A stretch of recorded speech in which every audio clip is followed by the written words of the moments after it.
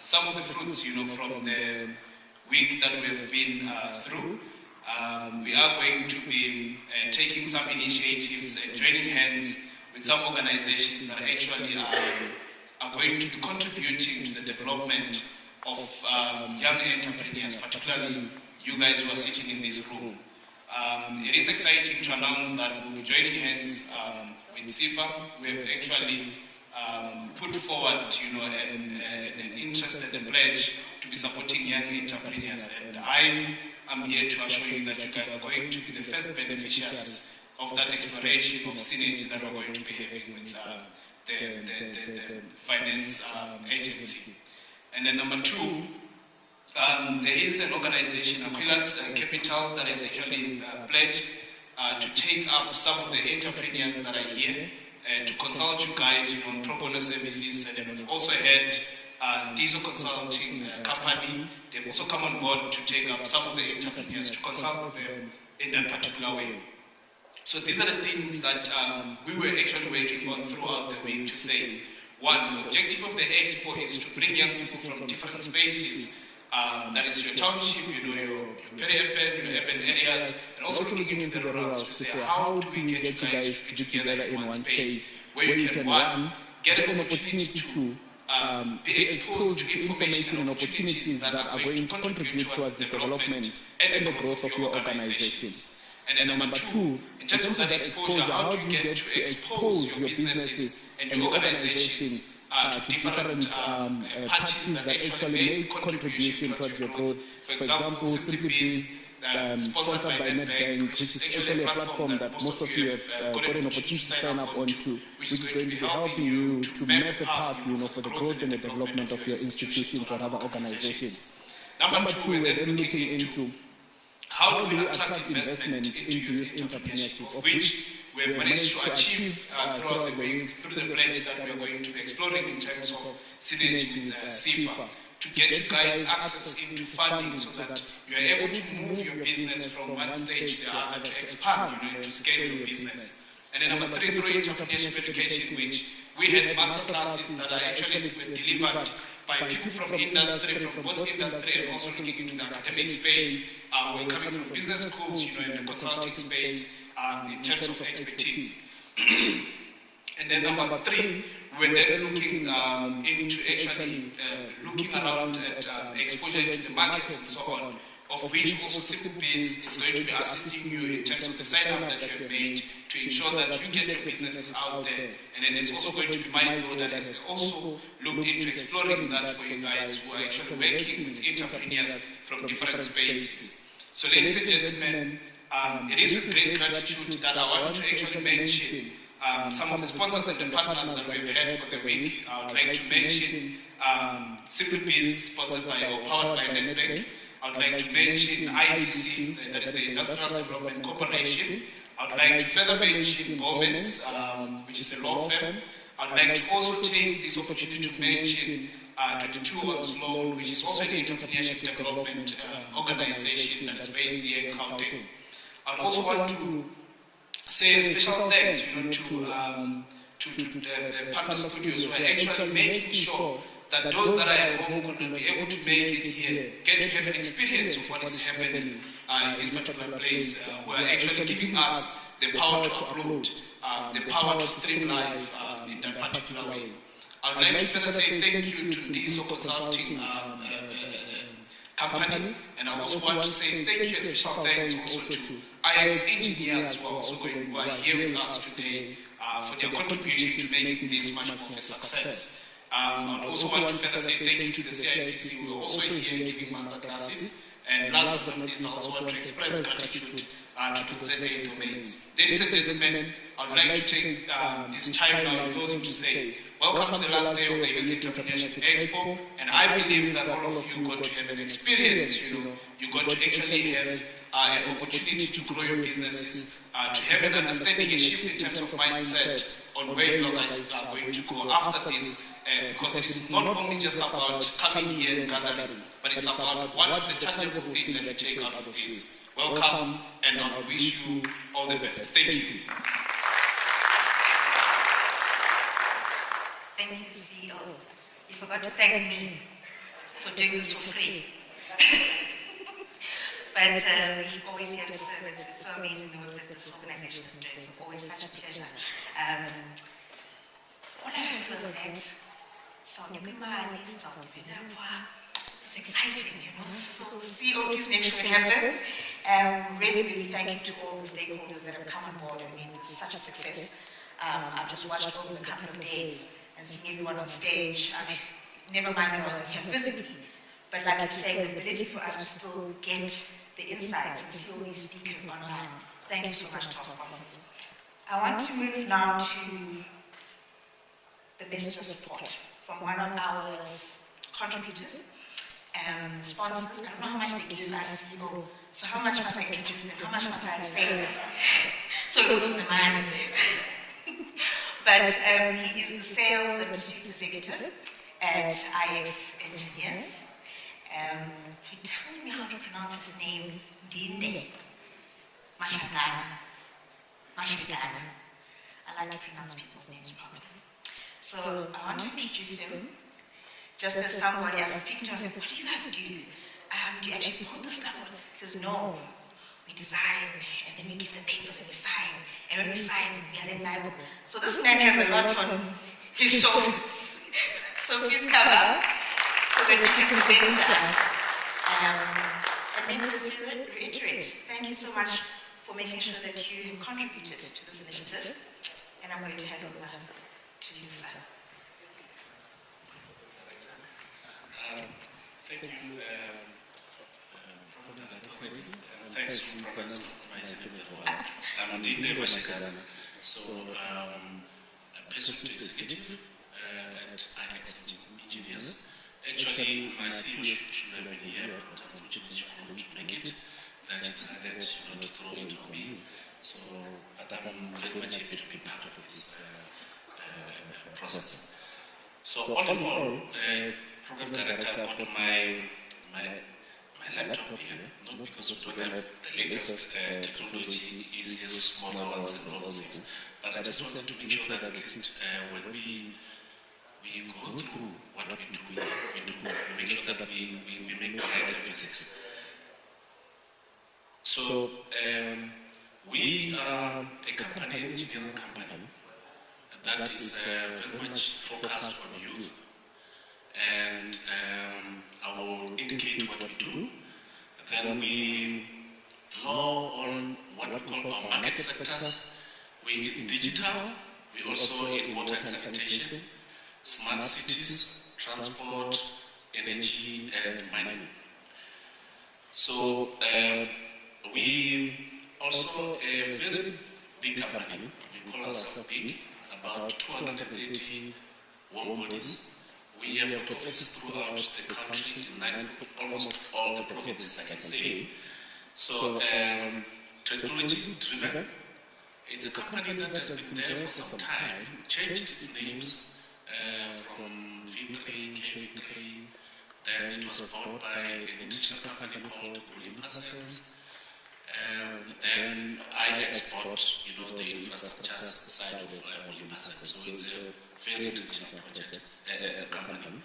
We also involved, locally and outside South Africa, even outside our continent in Africa. So we do projects there. So as I indicated, that we very much involved, and maybe the question is, why are we here today? Why are we doing sponsor this? I think that's what the program director wanted us to answer. First and foremost, we do offer bursaries to young students in engineering. So for the past 5 years, I can say we've offered 46 bursaries, of which, of course, program director hopefully won't comment about this one. 25 males and 12 females. Then the majority of the people who got the bursaries are literally black people. The 25 males and 12 females are black, and then the 8 males and 1 female are white. So if you look at it, it's more focused on black young people. So we currently have about 8 students who are interns this year in our company. And over the past 5 years, out of all the interns we had, we were able to employ 12 students to permanent employees. I'm currently having my marketing specialist here, and his name is Lucky. I think Lucky can stand there. He joined us last year as an intern. Is it last year? 2020 as an intern, and then last year we converted him to full-time. So now you see his career growth, the trajectory is going up. So that's how, you know, we are interested, especially in youth. And we also focus on skill development. We've got this 1-year internship, which I've already indicated. Then it's all about getting the industry experience, you know, practical experience, especially in the engineering field. So we also assist students vacation, you know, on vacation work. So in other words, we're building young people from, you know, the institutions of learning to face the real world, working world. So we use the principle which we call 70-20-10. The 70% is all about challenging assignments, which include coaching, monitoring, which also focus on service delivery. 20% of it is on creating relationships within the industry and networking, which is part of what we're doing even today. I met the program director, the CEO as well, I met another speaker here. So we networking, which is very much crucial in our business.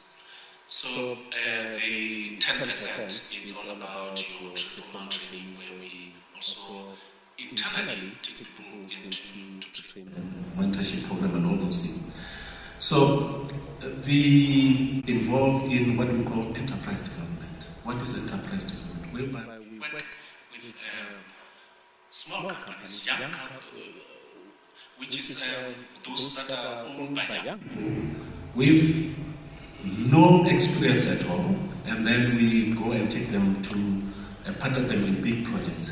So we currently involved in bigger projects. I think you have heard about several projects which are usually about 4-5 billion.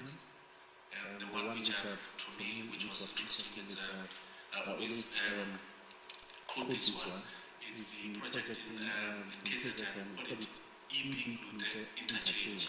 So other people, you may have heard about it as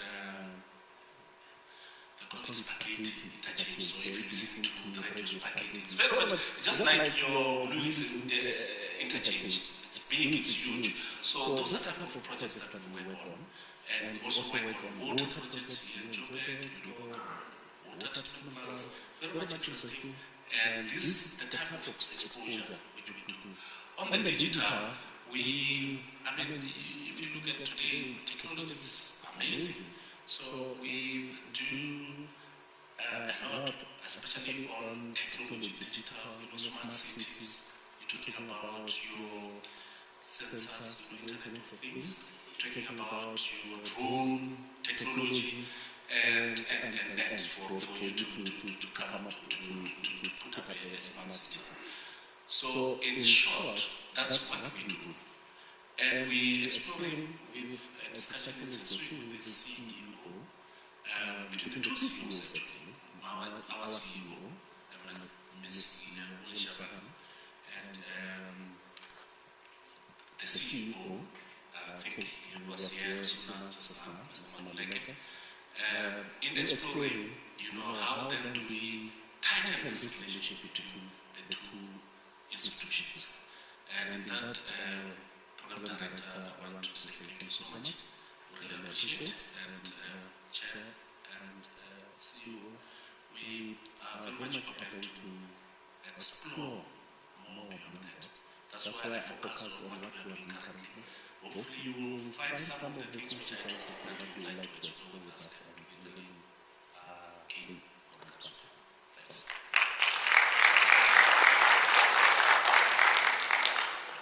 Am I back? Yes. Thank you so much. A proud sponsor of the Expo. I think when you refer to, without saying anything about it, the numbers of females, I heard that. But don't worry, we here will help you get more females onto this program. It's not a problem. But thank you for issuing the proper statement. I do want to emphasize that the next item that was meant to be on our program was around women, and women really being around the table. Unfortunately, the speaker that was meant to address that topic is unable to do that today, but I think I want to applaud for making sure that women are visible and our topics are visible in the program. And we have separate engagements around that as well, and we've come and sponsored them and chaired those. So thank you for making sure that women and young people are prioritized. Now the next one, I'm excited. This is my brother. So when you walk through the podium room, I was like, yay! My Irish family is here! Amazing. I don't think you're young anymore, really. You're still young? Okay, young man. Interviewed me for the Agri Young Leaders Program. And he likes to say that those that are in the program, it was thanks to him, but he was really tough on us.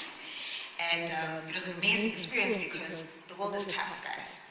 And I'm excited that he's here because I have a strong feeling he's going to even give a broad aspect on the challenges perhaps, or I'm not telling what you're going to say, but I'm assuming. But he's the CE, or I was sent a bigger bio, but I know that people don't like bios. Like I said, and I cringe. But he's been running this business for 15 years. And he's the chief executive and founder of Chapter 1 Innovation, helping businesses develop that specializes in corporate strategy and advisory. I know some of the clients have worked on that's actually amazing, but I won't share your trade secrets. But over and above that, I've just seen the leadership journey that you've had and the impact you've had even on the class of INE fellows. Really would like to now introduce you on stage. And I hope you wouldn't be as hectic as you are. So he's been sent here by the chair of the council. And he said, not so we don't mess it up. I won't use the exact words, but we're over to you. Looking forward to hearing what you have to say. I appreciate it. Thank you very much, Linda. And good evening to everybody. Good evening. Good evening. Please, can you maybe just reply like you haven't been here for 5 days? Just good evening to everybody. So it's really great to be with all of you here. I am here on behalf of, or as a replacement to Mr. Isaac Shongwe, who's the chair of council at WITS. He requested me to come in his place, and of course that's a very difficult, those are not easy shoes to fill. But I thought that, you know what, the best that I can do, I can never give you the Isaac Shongwe experience. There's just too many years that have gone into shaping who Isaac Shongwe is, but I can certainly give you experience that's probably a little closer to where most of the entrepreneurs are right now. And so what I'll be doing today is speaking about growth and you know, the pursuit of growth, from starting small to growing big. How I come into this conversation is that, as Linda said, I am the chief executive of a firm called Chapter 1 Innovation, founded 15 years ago when I was a student. And the work of Chapter 1 is to bring high-impact, listable companies to life. So we build companies internally, so it's a team, and we do what we call business model research and development. So we take ideas and we translate them into listable companies. And so the aim, and I guess the specialization, and something we spend a lot of time focused on, is the question of how do you grow something from nothing into something that is listable. Now, our mission is to bring ideas to life as high-impact listable organizational systems at scale. The listable is a very important part of that mission. And really for us, it's a means of keeping us honest about what it is that we do. We're not just about building companies that make us wealthy or keep us employed. The main thing is they have to grow to a certain scale. And I guess the question of why it is that we would want to build listable companies in particular forms a big part of the subject of this particular discussion. And so, before we can speak about growth and so on, maybe let's speak about, I'm not very good at this podium thing, so you'll forgive me. Let's speak about the imperative for growth. Why is it that we need to even worry about growing? Why is it important for us to think about growing in the first place? And the way that I would frame it is, I'm seeing an audience of primarily black people here. And so I will frame it from sort of a socio-political angle, and then I'll frame it from a personal angle, and I'll frame it from an entrepreneurial level. So the interesting thing about the businesses that we build and the businesses that others build is that the majority of your waking hours, the majority of the hours that you're awake, you're likely going to spend them at your place of work, at their places of work. The implications of that is that our places of work are disproportionately significant, or have a disproportionately significant impact on our mindsets, on the people that we become, on the way that we speak, on the way that we see the world. Just by function of the amount of time that we spend at work.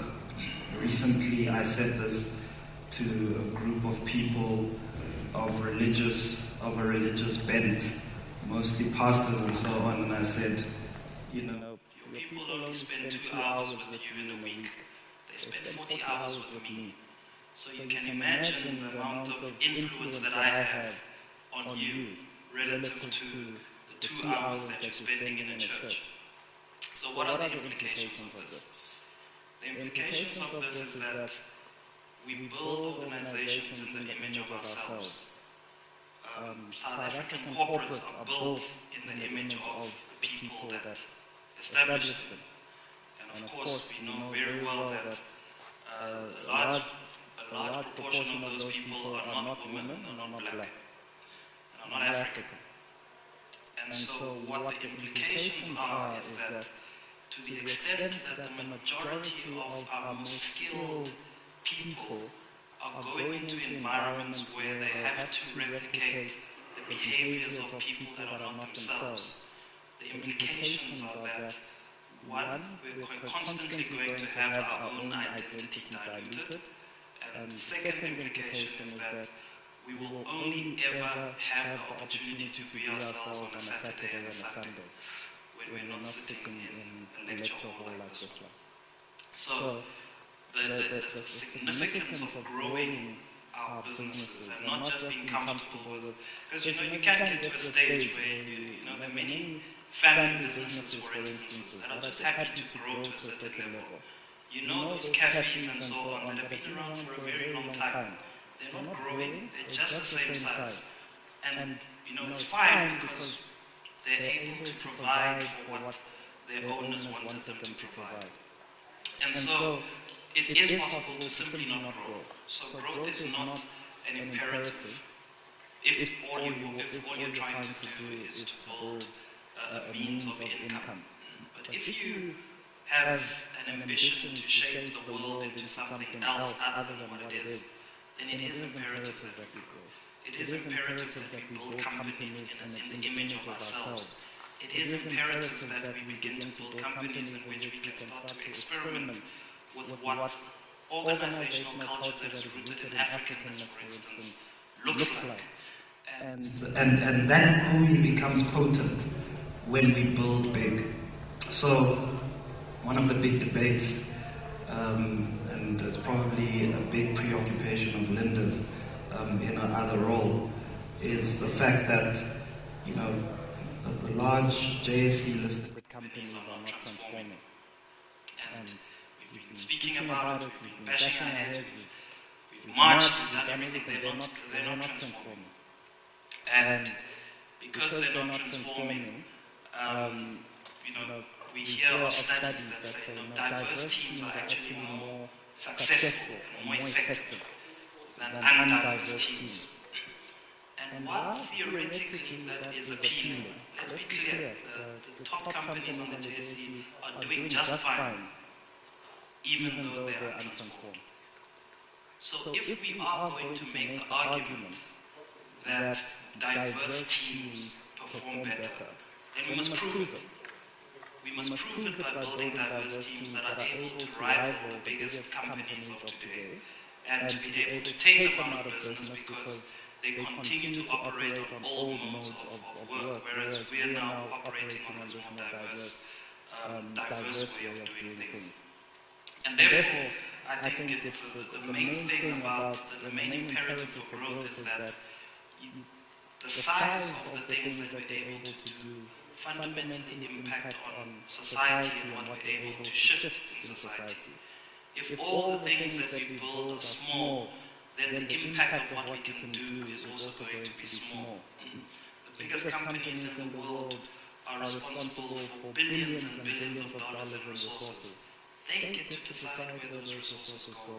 They get to decide which entrepreneurs get backed or don't get backed. They get to decide which suppliers get bought from or don't get bought from. They get to shape the socio-economic profile of the country. And to the extent that we're not building big organizations ourselves, then we're always going to be on the sidelines. At Chapter 1, we believe that it's very hard to convince, it's very hard to change people. It's very hard to change people's mindsets. I think some of you might have heard, if you come from maybe a township like me, you would have heard the thing that once a person has a full mouth of teeth, you're not going to do anything to them. You can't change them. And you've probably also heard that, you know, if the mother and father failed, who are you to try and change a person? So you're not even going to change these organizations. We can, you know, Linda can do the best she can, but we're not going to change them simply by talking. The best way to change organizations is to compete with them and render the way that they've been doing things obsolete. That is what then causes them to change. They don't change because they've had a change of heart. They change because their viability and their sustainability is at risk.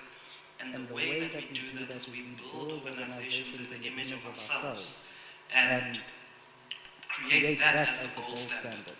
And then they realize that, sure, it looks like organizations that are made up of, you know, a diverse group of people who think this way are the ones that succeed. We have to prove empirically that organizations that have a fair amount, almost the majority of black people and a majority of women, we have to prove it beyond just speaking. We have to prove that they do better. And once we do that, then it will start to make sense to the rest of the world. I think let's give up on the idea of trying to change people's hearts. Even pastors who spend years in university just studying how to change people's hearts struggle. So I can bet you and I are not going to get it right. And so the way that you change things is you compete. And the way that you compete is you grow muscle. And you go out there and you present a different thing in the world. So that's the imperative for growth. And maybe you're sitting there saying, okay, so I'm sold, I have to grow. So how do I do it? And I think it might be important very quickly to just highlight a few principles around the concept of growth. So growth is never uniform nor linear. For those that are engineers and mathematicians, you don't grow at the same rate. I mean, you know this. You were a child for quite a bit, and then all of a sudden, around the age of 12 and 13, you had this growth spurt. And all of a sudden, the rate of growth suddenly increases. And then at some stage it plateaus, and then all of a sudden it goes to the slowest rate of growth possible before you expire. And as a general rule, the things that grow fastest die quickest. Are you aware of that? The things that grow fastest die quickest. A house fly, for instance, reaches adulthood in under 30 days. It reaches adulthood in under 30 days and dies within 30 days. That's a house fly. And so the thing about entrepreneurs is we really want to grow and we want to grow fast. But the implications are typically that things that grow fastest are the ones that die the quickest. And this is important, I think, for us as entrepreneurs. If you think about an African elephant, just its gestation period, the amount of time that it spends in the womb is 645 days. 645 days in the womb. It hasn't even come out, it hasn't even started, thinking of becoming an adult. And as entrepreneurs, the important thing for us to learn is that I think, at least from my experience, is that a tree can only ever become what was contained in its seed. Right? So a tree can only ever become what was contained in its seed.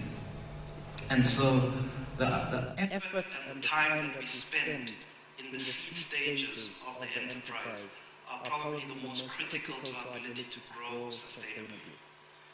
And that goes against conventional wisdom that typically says, just ship, go as quickly as possible, put something out. And our philosophy is actually spend time figuring out what is going to be in the kernel of what you do. And for us, the significant thing is figuring out and spending a lot of time understanding the problem that we're trying to solve. And if you can understand the problem you're trying to solve, then you build a purpose around that problem. Then businesses, what we've observed is businesses that have clarified that problem and know it intimately and invest resources in maintaining a sharp understanding of that are typically the ones that succeed. The conventional wisdom as well is that if you spend the time developing a technology, that's the first thing you want to do. Develop technology, develop a product. And yet the businesses that stand the test of time and businesses that eventually grow are businesses that first invest a whole lot of time in understanding the problem. And then around the problem build a purpose. So we typically ask the question, what is the purpose in the problem? I mean, what's the problem in the purpose? So you have a purpose, but what's the problem that's sitting at the heart of your purpose? And I think this is important because, the origins of venture capital, the first venture capital fund was not to fund startups. That was not its objective. The first venture capital fund was founded to drive scientific advancement. And somewhere along the line we lost the plot and we thought that venture capital is just about funding startups. No, it's about funding advancement. And to fund advancement, you need to understand the state of the problem right now, and then you need to move beyond that. And I wish that we would spend a lot more time, and I see it all the time because we're just itching to get something out there. And the impact of that is that we are spending a lot of time, wasting resources out there instead of spending the time really refining what the problem is.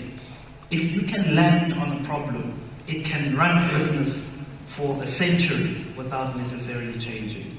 The technologies to address the problem may change, but ultimately the biggest thing is to understand the problem. The key to success as you grow, of course, is competitiveness. And we frame competitiveness as knowing what cannot be easily known, or having what cannot be easily had. And typically the things that you know that cannot be easily known, and the things you have that cannot be easily had, are typically acquired through a long period of doing nothing. Long periods of doing nothing. when we left high school, I think you might all remember, there were those that decided to come to varsity, and there were those that decided, I'm going to go work. And for a period, the guys that went out to work just looked like they were doing really well. They bought the cars first. They were the first to have their own places and so on. The income rate went up significantly after high school, and then the rest of us were just poor students. But something happens after a while, because we've spent more time, you spend more time in that seed phase, being the poor student, sets you up for a higher trajectory of growth in income later on in life, typically, as a general rule. And so, I guess it's counterintuitive to come here and speak about growth, but to say, for as long as sustainable, avoid growing, and rather focus on the substance in the seed, because the thing you will grow into can only ever be what is contained in the seed. So, the big thing here is, how do we then go about figuring out what needs to be in the seed? How do I go about figuring out the substance of what goes into the seed from which my enterprise is going to grow from? And here I'd like to probably touch very quickly on the idea of the difference between growing up and growing old. I think you're well aware that it's very easy to grow old, it's very difficult to grow up. Growing old is easy, you just make sure you don't die. Growing up is significantly more difficult because what growing up implies is the deliberate practice at the art and science of acquiring competence in particular areas. And the unfortunate thing, even in business, is that we're all very good at growing old, but we're really terrible at growing up. That is why we all complain about adulting on social media. Because the growing old is easy, it's the growing up that's tough. And the way that we think about this growing up and growing old issue is that the act of growing up is about systematically shifting things from unconscious incompetence to unconscious competence. And so that's very technical, sounds very complex, but actually it's something you do every single day. You move, as a baby, you move from an unconscious incompetence. You don't know what you don't know. You don't know that you don't know how to drive, you don't know that you don't know how to feed yourself, you don't know. All you do is you just go ahead and live. And over time, as you grow up, it moves into a state of unconscious competence. Now you don't even think about how to drive, or how to eat, or how to even breathe. All of those things now have receded into the depths of your consciousness, as things that you are now unconsciously competent in. And similarly, as a business, you move from a stage of unconscious competence to eventually conscious competence. And so the big challenge that I would have for you is, what are the things that you are actively working on shifting from unconscious competence to, from unconscious and incompetence to unconscious competence? Typically, the trick is that we get stuck in a cycle of busyness as opposed to business. There's a very big difference between busyness and business.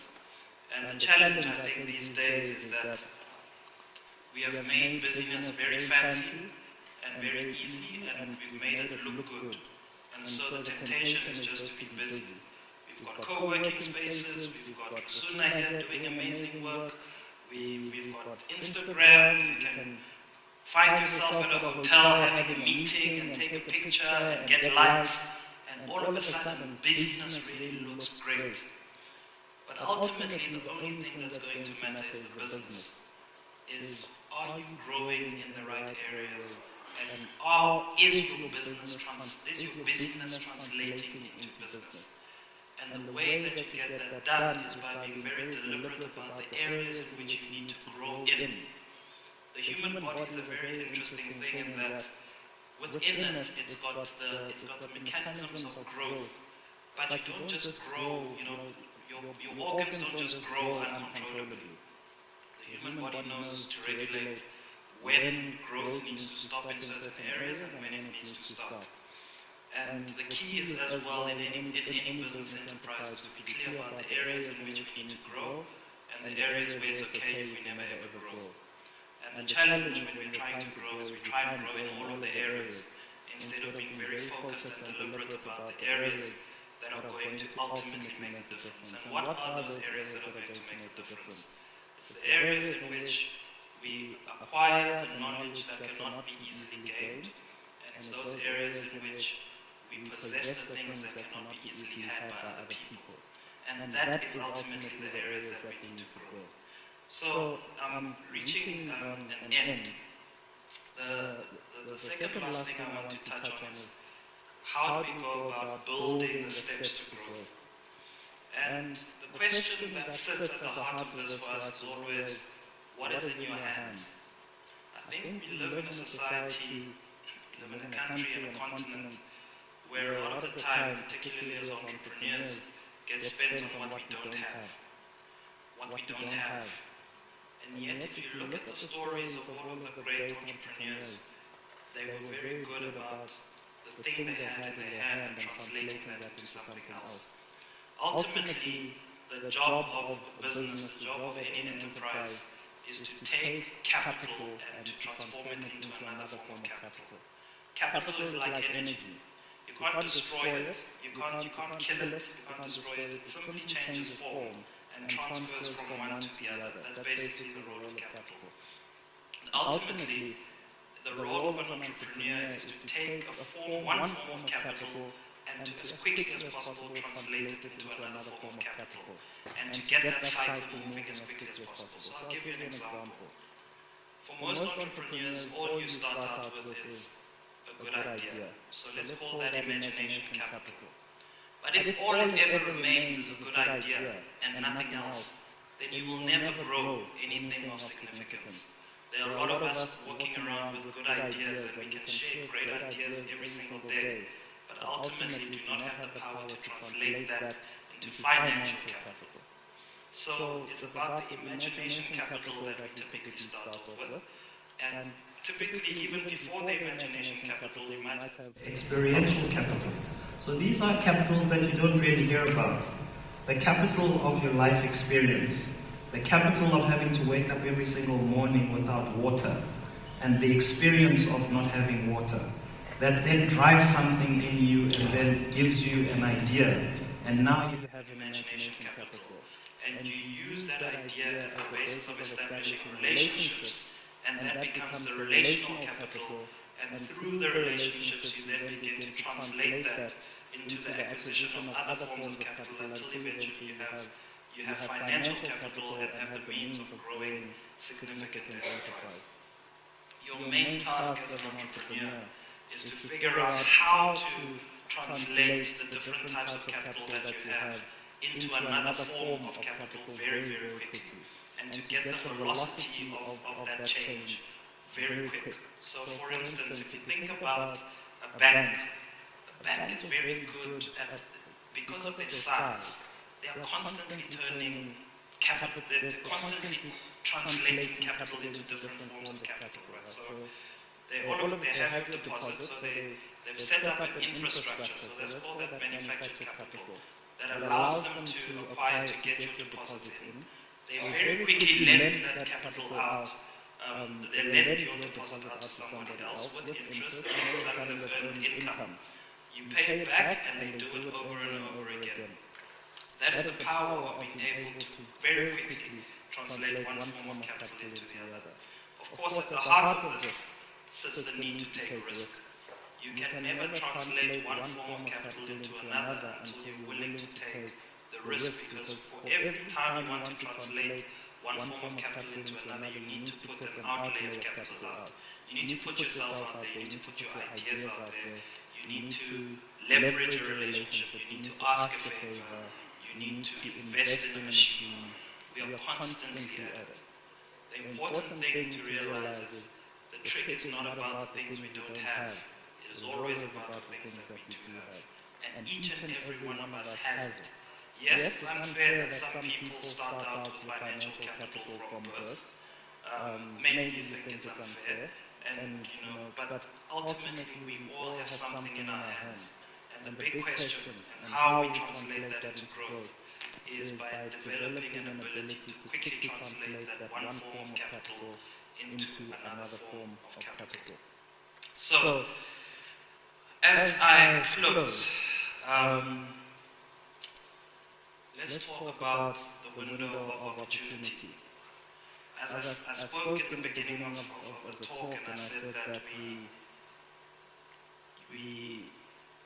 growth does not happen uniformly. We grow at different rates across life. And similarly, I think as young entrepreneurs, we tend to assume that we're going to be young forever, and that we will not be. There's an interesting statistic. If you are South African and you are male, how many of you here are around the age of 45, roundabout? How many of you will be around the age of 45 in 10 years' time? Hands? Can I see a few hands?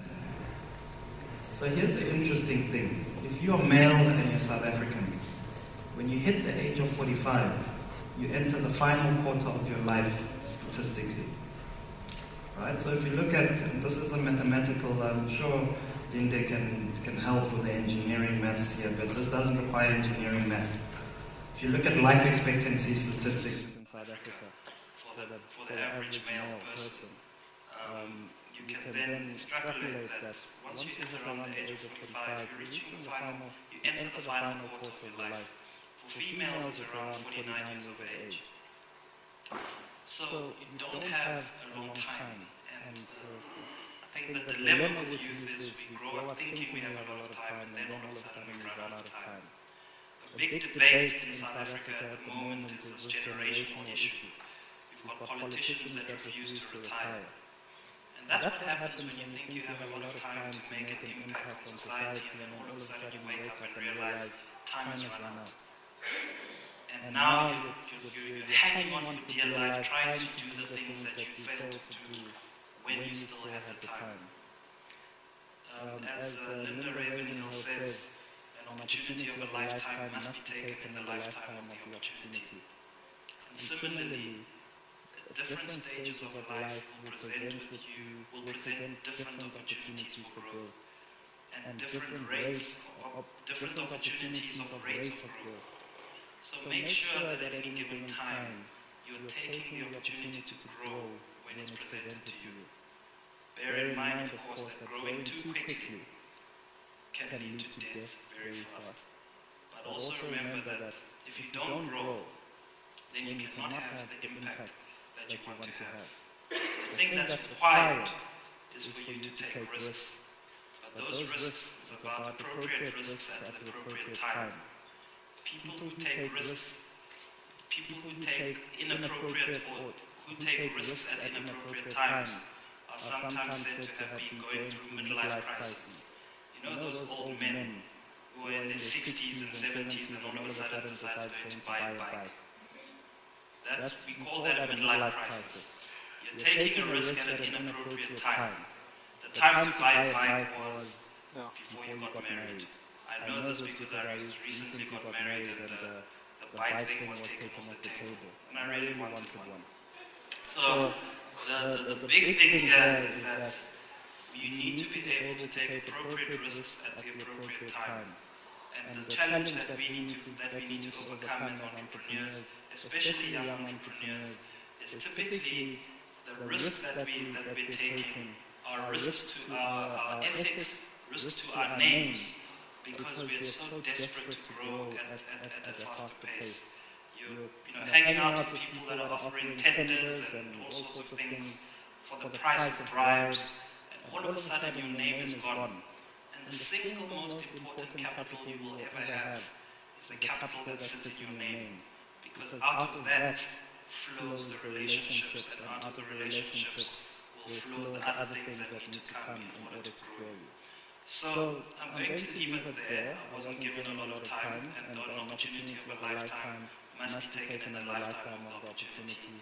I really hope that in this opportunity of a lifetime that I've had, that at least I've imparted something that will go into shaping your business into the type of business that is going to fundamentally shift our society into the type of society that we all want it to be. Thank you very much.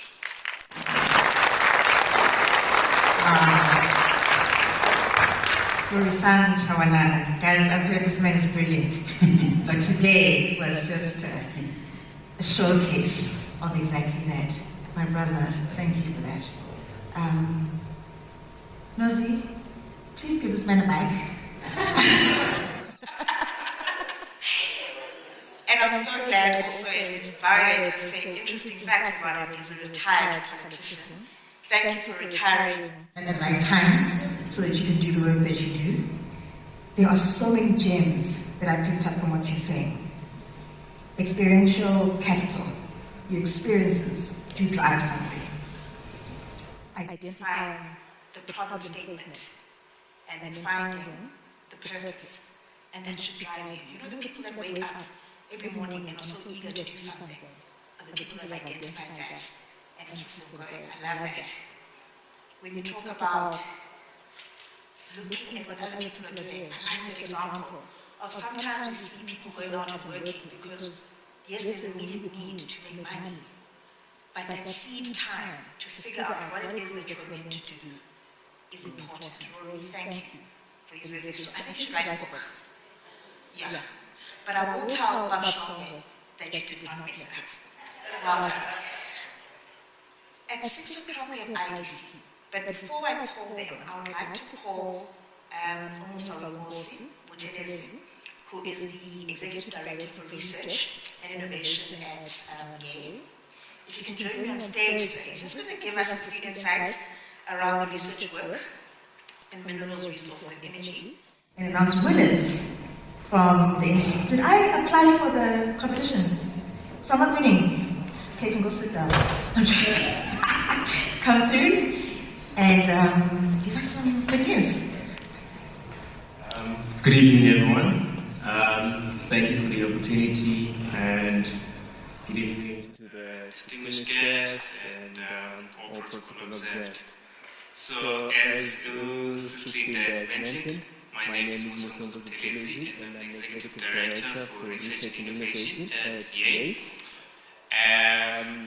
So my task is very much simple, as basically try and draw some of you guys into what we basically do as part of the division. So our aim and strategy is to basically try and develop new innovative ideas in different sectors, with the key main focus areas being water, waste, energy, agriculture, and also infrastructure. So, and one of the important things that we've noted while we wanted to target these particular areas is due to the lack of infrastructure rollout in the country, looking at various sectors. And in that being said, we then decided to intensify our effort in trying to do as much research in these particular areas, and would like to also draw in some young people with great ideas to come and work with us in developing these innovative solutions. So then we then implemented one of the ideas at the hackathon, which was looking at the impact of load shedding on small to medium-sized businesses and how they can best survive this. So what basically the guys did, they then had to sift through the data and try and identify trends of some sorts, either the power generation or the financials of some sorts. So the skill we wanted to drive into them was to basically be able to draw up solutions looking at the data itself, because we are very much data-rich country that is not tapped into it. That's where the solution lies. But most of the time, you find that people will just be talking of small things, but not really looking at the core problem in our country.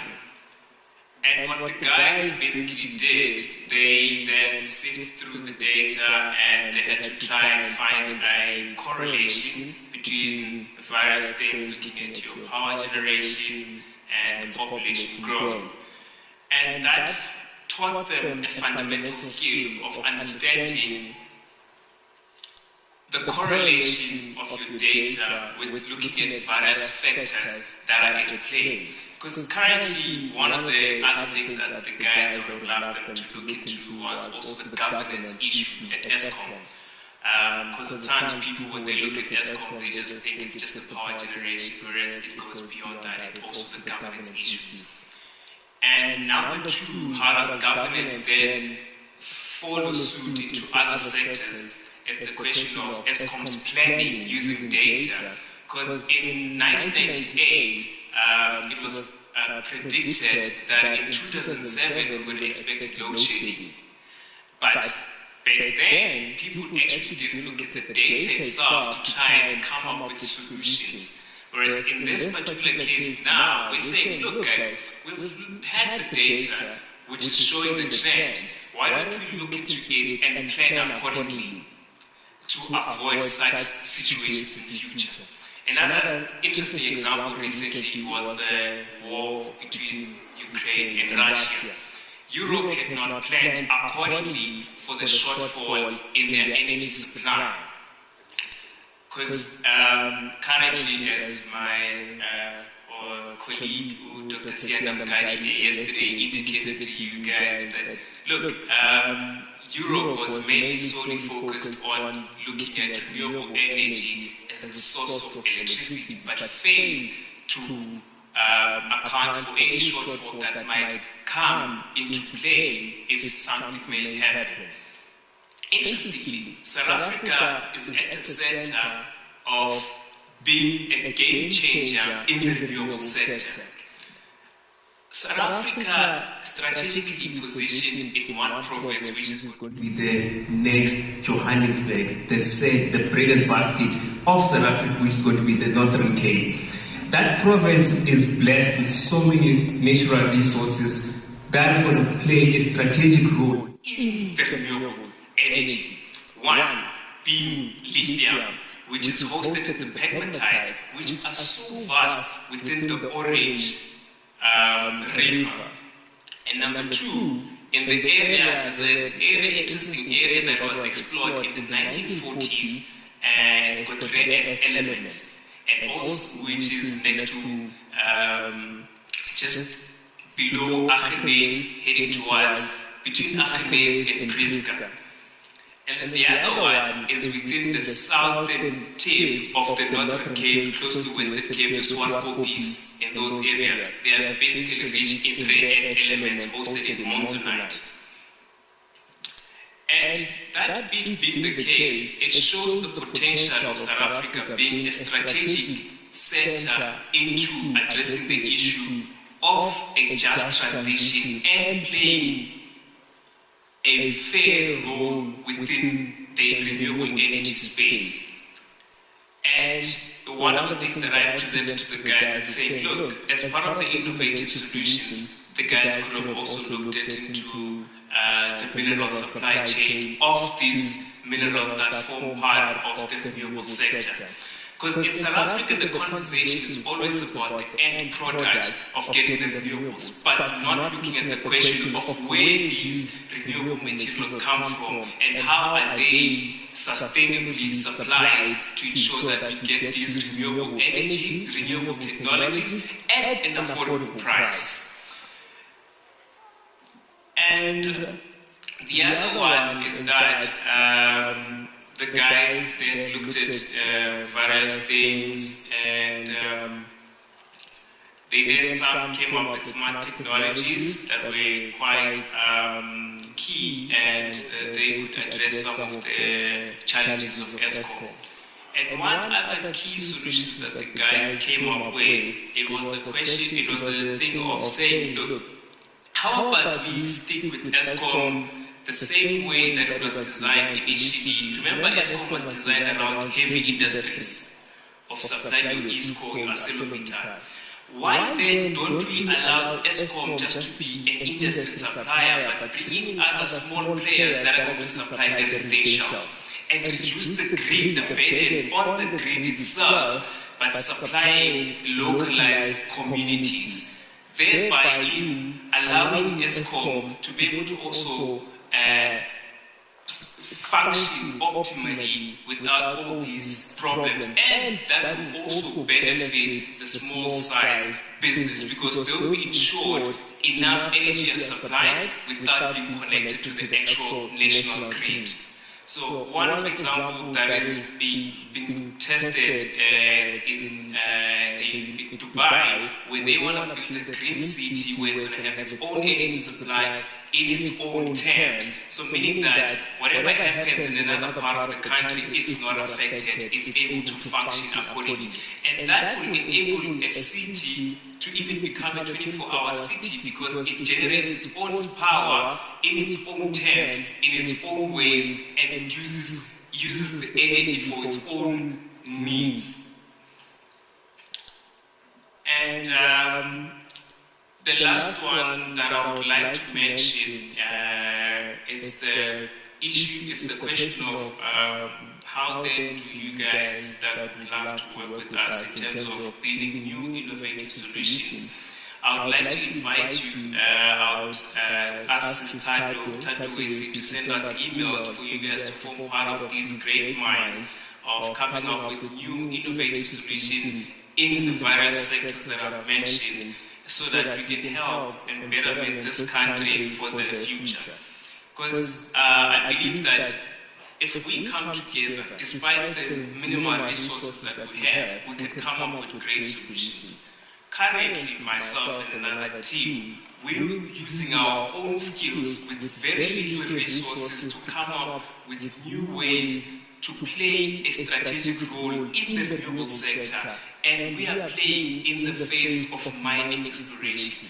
What we did, we basically working with already existing data, and what we're doing, we're reprocessing the data using data science tools to come up with targeted new exploration deposits.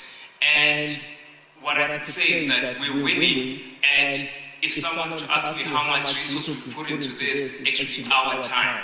So that to me, it demonstrates that at times we should not just wait for the question of capital, but we should use our very own minds and the very little tools and resources we have.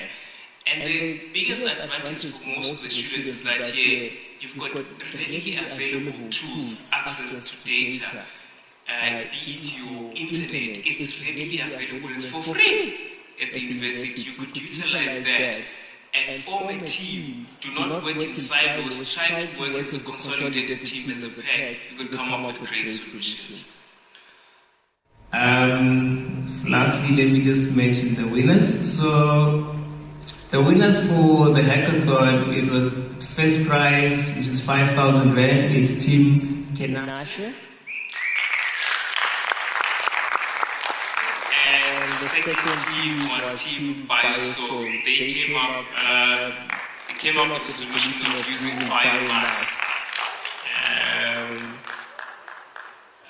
Thank you.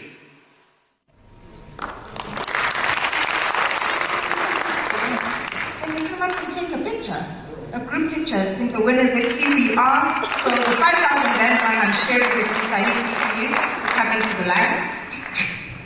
The second place team is getting 2,500. Hey, this is a lot of money, guys. So if you can just maybe just come through. Please just indulge us, guys, so that we can get a nice picture here with everyone. CEO, can you join us on stage? Please don't be shy, stand right here.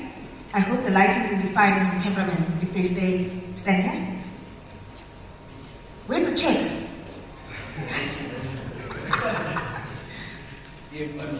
Okay, let me join this for gender balance.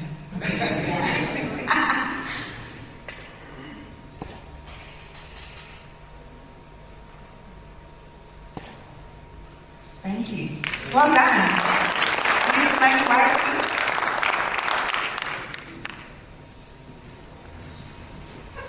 Would you done? My name is Rick. Can you just give an indication of whether ICC is here? Yes, or other speakers?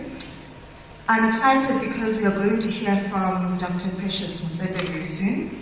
I know she'll be live with us from 15:15, but I just want to check if we do have IDC and no them were here yet.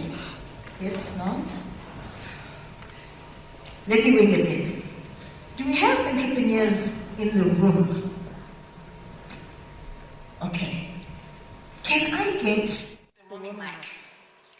As we close out, I think it would be a nice opportunity. We've got some people in the room. I don't know if you have any questions for Rory or anyone that has spoken before, but also just an opportunity for parting shots even from your business.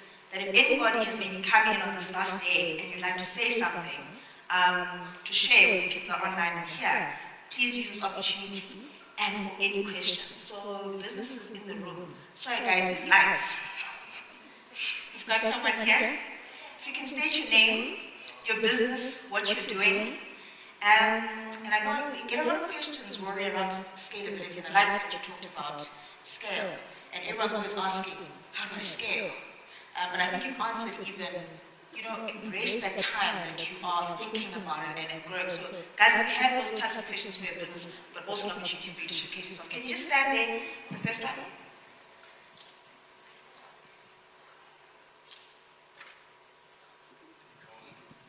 Thank you. Hi everyone. Thank you.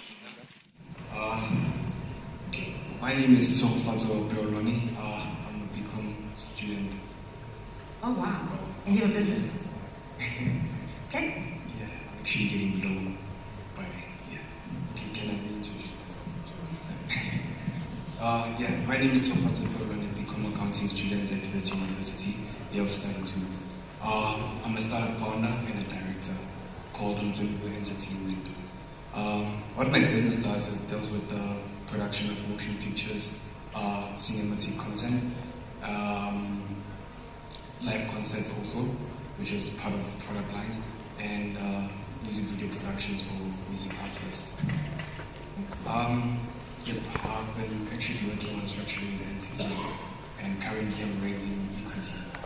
So, which is that I haven't going to actually do production. I haven't been into production.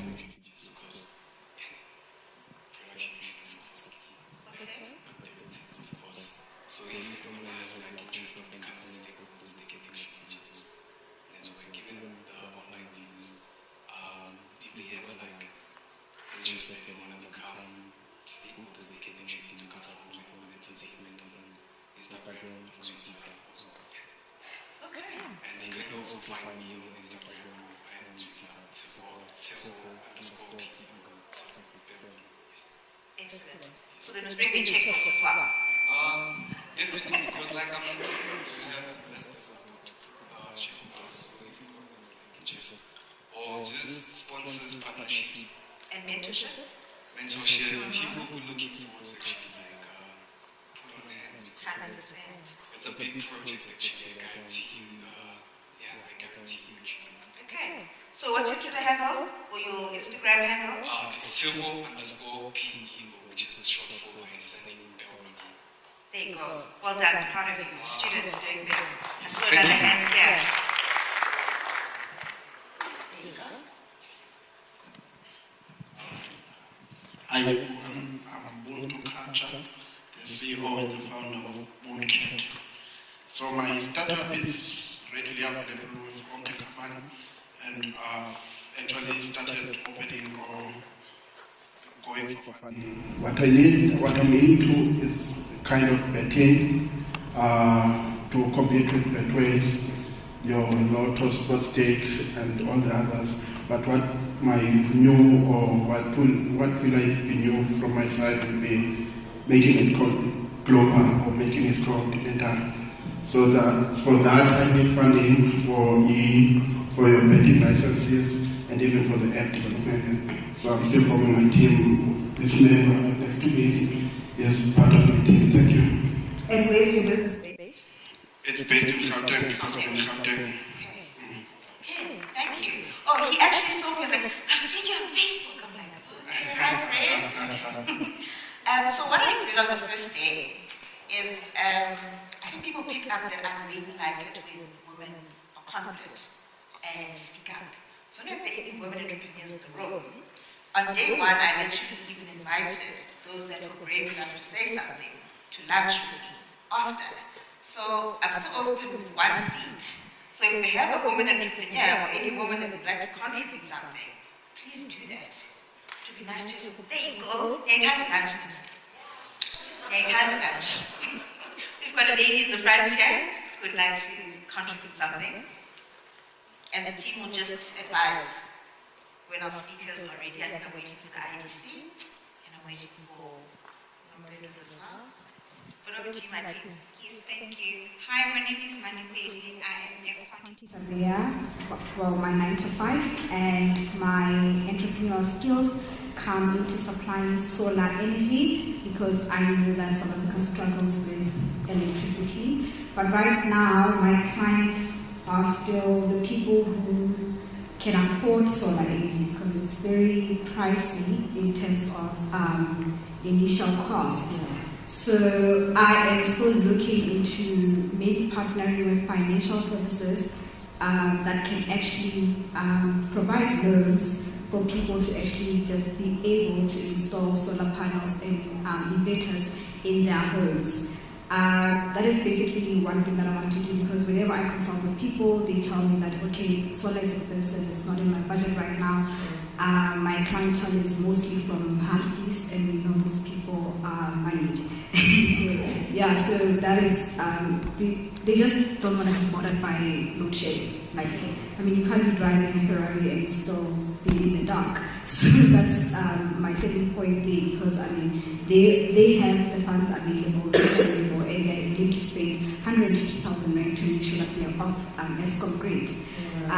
But now with their other people, ourselves, we're not able to afford even the 50,000 rand inverters and stuff like that. That's why I ended up consulting with financial services, including Netbank, Old Mutual, and other financial services providers to say, hey, listen, how about we package something that says, okay, you can come and get a loan for you to actually be able to afford solar energy and inverters.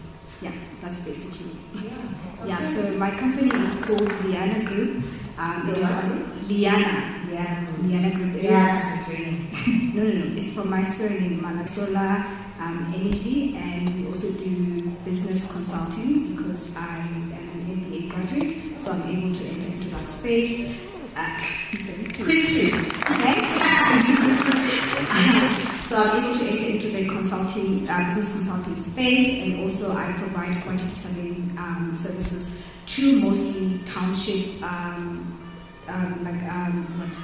clientele, because I mean, I know in the township people just want to build, they don't know how much it's going to cost them, they don't know the processes that they need to follow, they don't know the contracts that are available for them to be protected against the contractors that can actually try and mislead them or actually just defraud them. So I specialize in that field to say, okay, I'm here to provide knowledge and to provide my skills for cheap, actually, for basically nothing, just to advise people on how to actually do what they need to do. And in the real estate as well, I partner with people because I also understand that world as well. Yeah. Excellent. And that's the woman of all, because we would have never known. Yeah, thank you so much. So yeah, thank you. I'll give you a question, and then after the question, we'll go to. I see, I believe they are here now. If you could just take me to the question. Oh, there you go.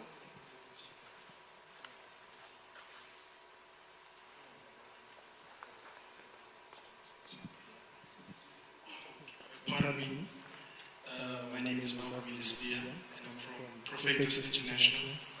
So what we do is facilitate the import and export of agricultural inputs. Basically, the food that goes into the soil comes back to us. So we aim to provide effective solutions to help farmers produce the best food that they can and offer these produces to international markets.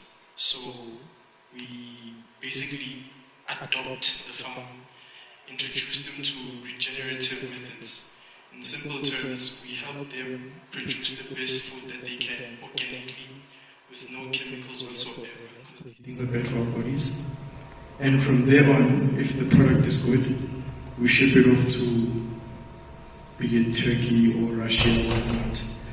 So yeah, I think a few words with Ubtelis over here should do well. Ubtelis, what was Musi's and You're asking for his help. You're putting him on the spot. Yeah, sorry about that. Yeah, that will be all. Thank you. Are you into hydroponics as well, by any chance? You're talking about agriculture. Yes, I was looking because there's a big buzzword around the space. But I was looking for a partner who does that, and then we work along those lines. Thank you. Is our representative from the IC here? Can I then, there's no name on the program, but if I could please have our sponsors from the IC to come up and just give a message of support. Thank you.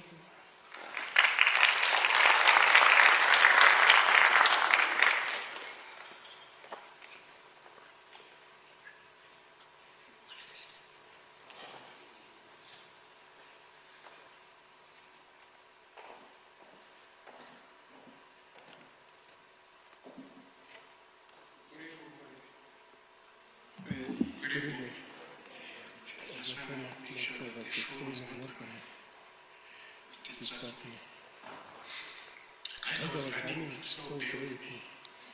Guys, my size don't hurt all the time. They do sometimes, but not all the time.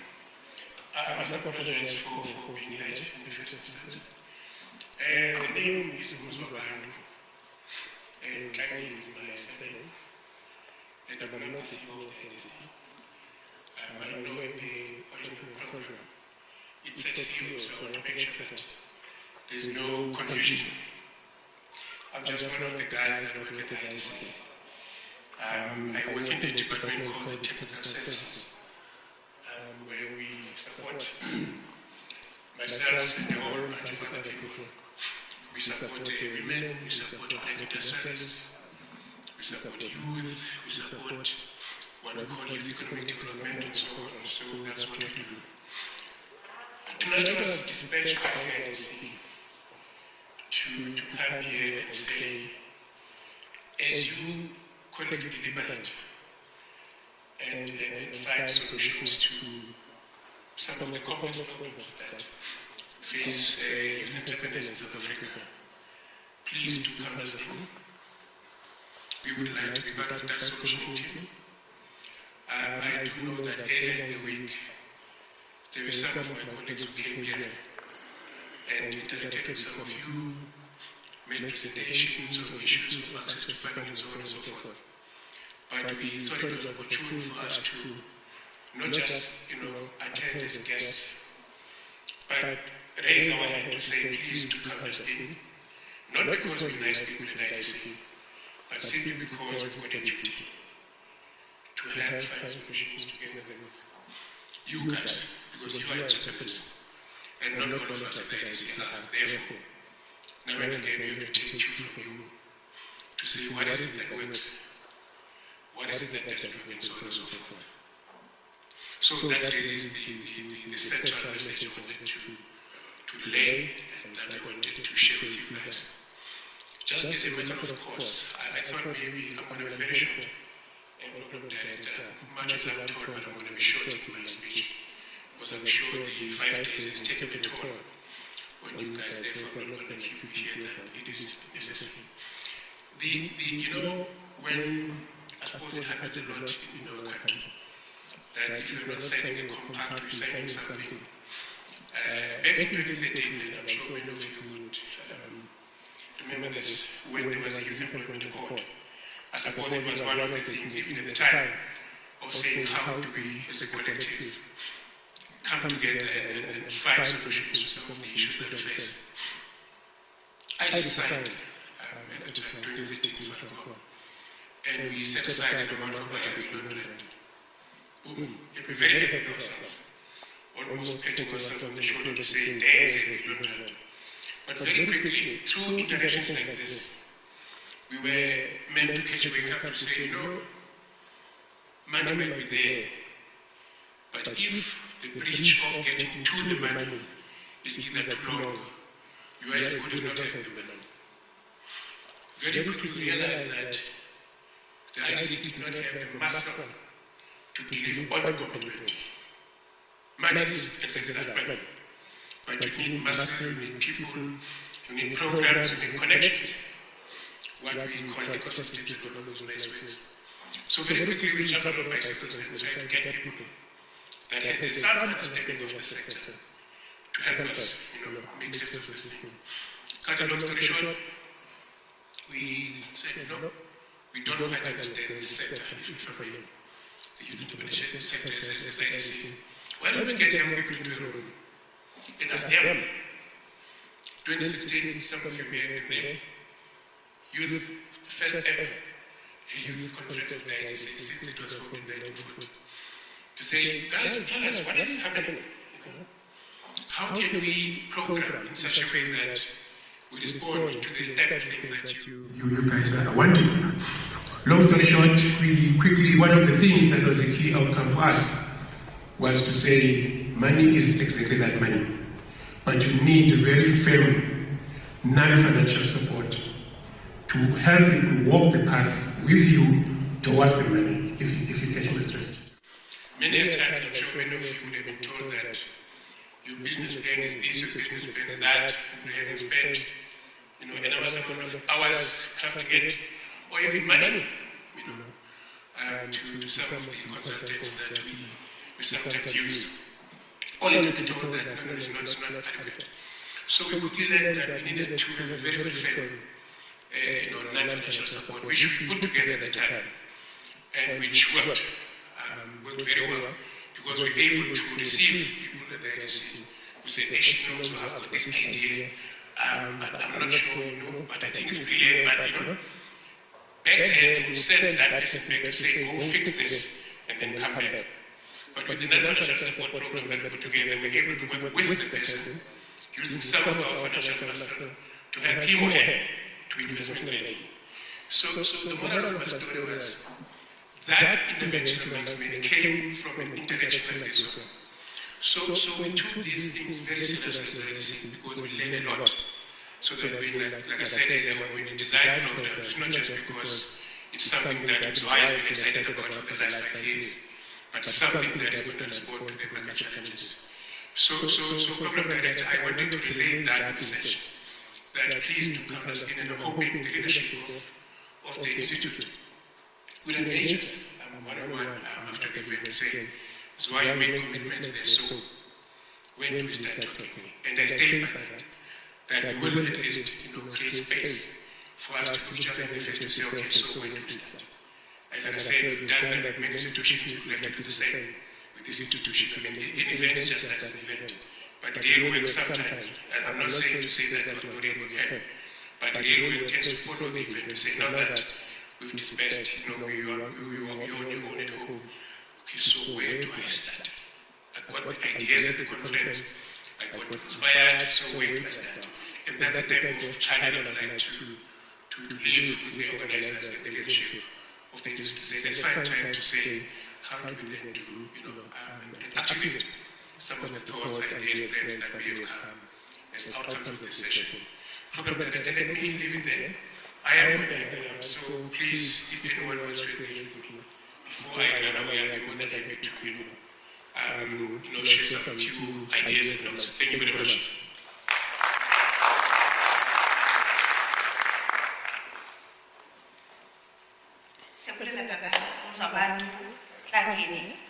From the Industrial Development Corporation.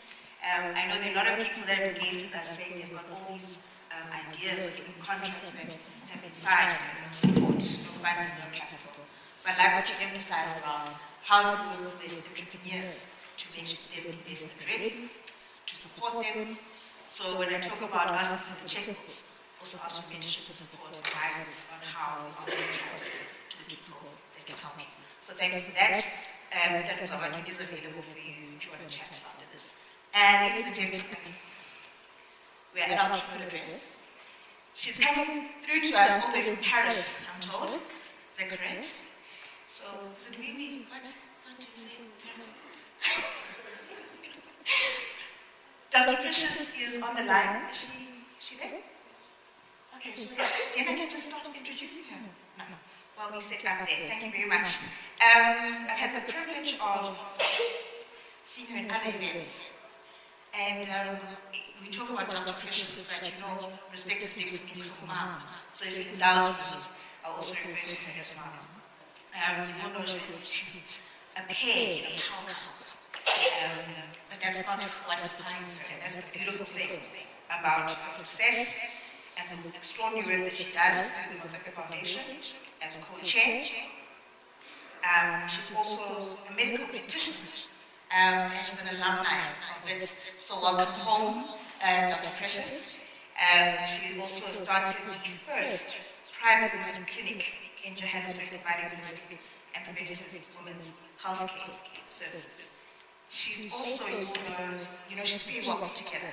But she goes beyond just those clothes that she wears. So her other organization does expose young designers to work in Paris. Probably that's some of the work that she's doing now. She also has an eye for creative talent, and I think it's amazing that there are people like these who are paying it forward, and the term that we always refer to as a philanthropist. But the passion for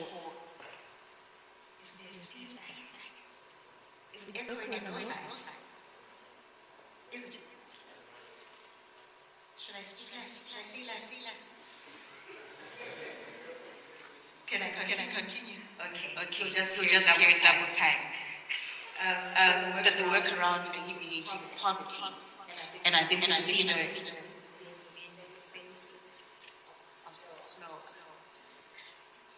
responding to some of the crises. Can I use a normal mic? Can we switch this on? Yeah. Is it off? Sorry, Mom Precious. Looking beautiful there.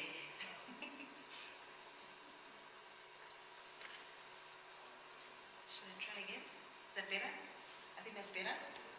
Yeah. But the amazing work that the foundation has been doing. I think we've seen on the droughts. We've seen when there was a crisis at University of Cape Town, where she's the chancellor. And today she's here to empower us. So is Dr. Precious ready? Dr. Precious, can you hear me? Can you see us? She meant to see us. Okay, there you are. There she is, looking stunning. Over to you, Doc. I think let's just check your audio first. Can't hear yet. We're just working on it.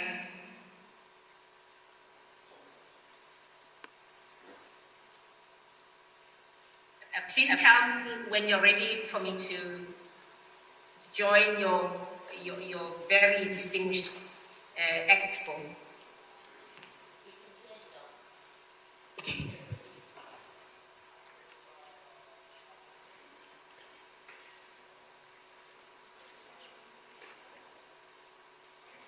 Chat in the thing, just tell her. Sorry, improvise it now. Okay. Can you hear? Thank you very much, Madam Program Director. Bonsoir everyone, bonsoir Wits University. It is such an honor for me to address you today as you close a week of very thoughtful sessions, information sharing and network. Allow me to applaud the work of the Young African Entrepreneurs Institute and their partners for this inspiring and inspiring work, which is very much needed in South Africa and on the African continent today. And as an ex-Vertsi myself, I'm not an ex-Vertsi, I'm still a Vertsi. It's always a pleasure for me to return to the place where it all began for me. I would have really preferred to have been on campus with you to witness and share in this remarkable expo. Being in Paris could never measure how exciting it would have been for me to be there, to actually witness the energy in the room, the energy of your dreams, the strength of your convictions, the heights to which you aspire.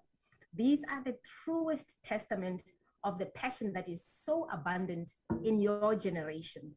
I've been so lucky that I've traveled around the continent with my husband, who's now working in football on the continent.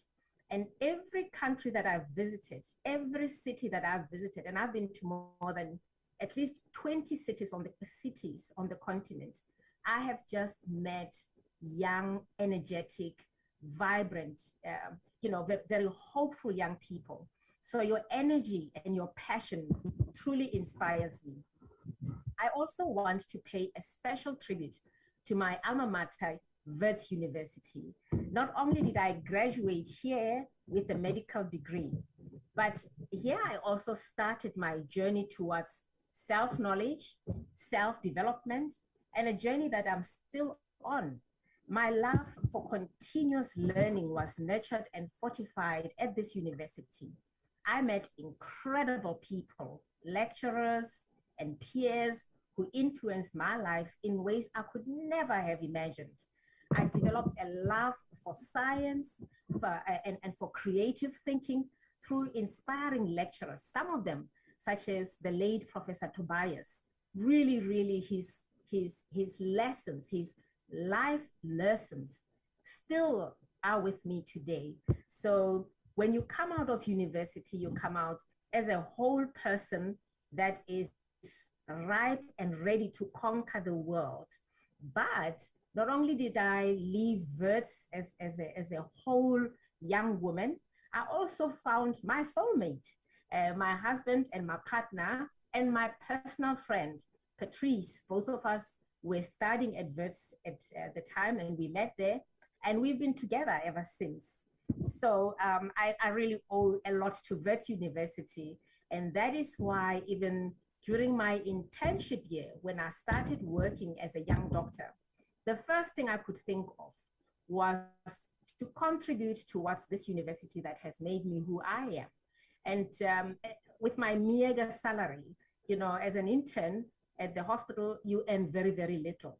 But I made sure that every month, the little bit I could contribute towards building what was then the beginning of a digital center at the university, particularly for medical school. I made sure that I contributed that little bit that I could towards the university, and that was also the beginning of my journey towards in philanthropy. So I could never have imagined, not in my wildest dreams as a young girl in apartheid South Africa, that not only would I be able to study at a whites-only university, but that I would one day become a chancellor of another university, and one that I was not even allowed to study at back then, University of Cape Town.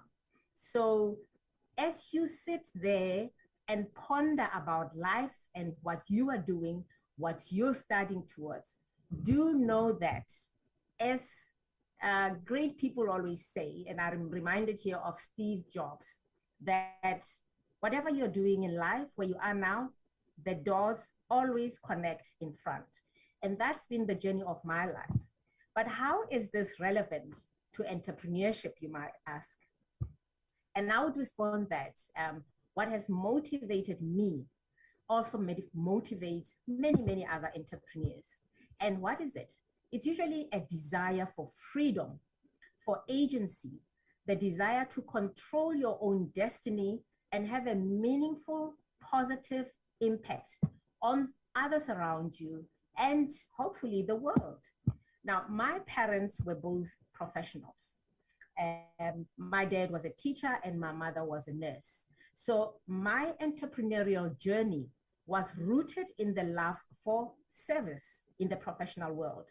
But this came also with a desire for social impact, because I grew up in an unjust society. I was motivated to bring in social justice in whatever I was doing. But also I was also drawn towards innovation, which came to me in many ways, particularly in trying to solve whatever problems that I encountered. I've always found that thinking innovatively around whatever challenges I had and thinking positively around them stood me in very good tide. So when I was, for instance, a young graduate doctor, my husband and I, he was also just come out of university. We both went to work in the United States. Now, I did not have a green card at that time. And what did I do? I volunteered to work at the Medical College of Virginia. Back then, this was in Richmond, Virginia. And I got exposed to the field of women's health. I spent a year in Richmond, Virginia, picking up valuable skills in the practice of women's health. And I spent another 3 months doing rotations in different departments at the Johannesburg University before I opened my own women's clinic in Johannesburg. And I must tell you, it was the first of its kind. I, through my own experiences and the experience of other women, realized that there was a gap in the market for a holistic health approach for women at different stages of their lives, which is also offered by another woman who understands their circumstances. This practice in Morningside was very successful. And I ran it for quite some time, for many years. But as I was preparing to scale my business, my third son was born. And our family had started also the Motsepe Foundation. And this required that I divide my attention between being a young mother, a mother to a young kid, and also running my practice and being there for my husband as his partner. So this, again, if I may say to you, being an entrepreneur, and especially having 2 entrepreneurs is a family, and raising kids is never, ever, ever easy. Driving your business takes everything, day and night. You need to have courage to persevere. You need to sometimes take stock and have the courage to shift your focus when circumstances change. And that's what I did. You have to understand that having qualities of courage, perseverance, being able to read your situation and being able to pivot when it is required is very, very fundamental to many entrepreneurs. So sometimes you pivot onto something else, or you continue and find a way to do what you were doing differently. And that's what I did. I moved from medicine to head our family's interest in fashion and clothing space, in South Africa. Now, you may ask, why the fashion industry? So globally, this is a $3 trillion sector that employs 60 million people worldwide. I was drawn to it because it is, number one, labor intensive, and it holds the promise for empowering women as well as youth. And I felt that I could make a real difference and contribution to African industrialization. I was also drawn to it because it is a sector that needed change. There needed to be transformation in this sector. And particularly, there was a need for thinking about the ecological sustainability of the sector. Now, this combination made me feel that I could work here for maximum social and economic impact. And it is important, I believe, to be excited about what you are doing, to feel that it has purpose, and to feel that the work will help you with your self-realization, as well as making a difference to however many people you can. So in this spirit, let me suggest 3 basic questions that you should ask yourself from time to time in your own entrepreneurial journey. Some of the questions could be, what do you care about? And what kind of world do you want to live in? And do you have around you people that share your vision? I know now that this past week has given you tools and information that will help guide you as entrepreneurs during this particularly difficult time. As entrepreneurs, we know that the state of the economy, the lack of funding, which is a common problem right across the board, And we find ourselves in quite a difficult time of global radical uncertainty. And entrepreneurship is always about risk-taking. You're sitting now back at home, in the middle of load shedding. And many of you, I can imagine, have found ways to fill that gap because you're entrepreneurs. You take risks, you look at opportunities, and as they arise, you go in to fill in that space. So as an entrepreneur, always think about your ability to tolerate risk, to develop resilience when setbacks arise, as these are some of the key attributes of some of the successful entrepreneurs that we have come across. But entrepreneurship also requires a sense of predictability of your environment, particularly the business landscape. And these days, I must say, it is really, really tough and difficult because that foundation, that consistency of landscape seems to be lacking. And we've had a phrase during the pandemic where people say, this is the new normal. How do we adapt to this new normal? This is a term that was used particularly in relation to the changing relationship between science, society, technology, and the global business landscape. So we find ourselves in this time in a transformative limbo, a time where there are more questions than answers. And this is the time that is ripe for you to come in as entrepreneurs to find those answers. It's not necessarily clear as to where our societies will be in the next decade, the next 20 years. All we know is there is a need for us to move our societies ahead. If we want to change our lives, our children's lives, and the lives of those who come after us, we need to be thinking of how we solve these problems. I want to just refer to, we held an expo similar to the one you're having now as a foundation, where we brought business people as well as entrepreneurs in the same room so they can find each other. And one of the leading business people that I really respect in our country, Adrian Gore, said this, that if he could leave us with one message, was that we needed to adopt positive mental attitudes towards the challenges that we have. There's always going to be problems. In my time, it was apartheid. It's not there in your time. You're faced with challenges of infectious diseases, wars, and what have you. There's always going to be challenges in life. The important thing is to have a positive attitude towards life. Always look at the bright side of things, not in a Pollyanna kind of situation, but really to help you to think about how you can innovate and find solutions to the problems that confront you. We no longer want to be, as a continent and as people, we don't want to be passive in whether it's in our adoption of technology or our adoption of knowledge. We want to be at the forefront. We want to be leading innovation that is occurring in the continent and share this, take this, globally.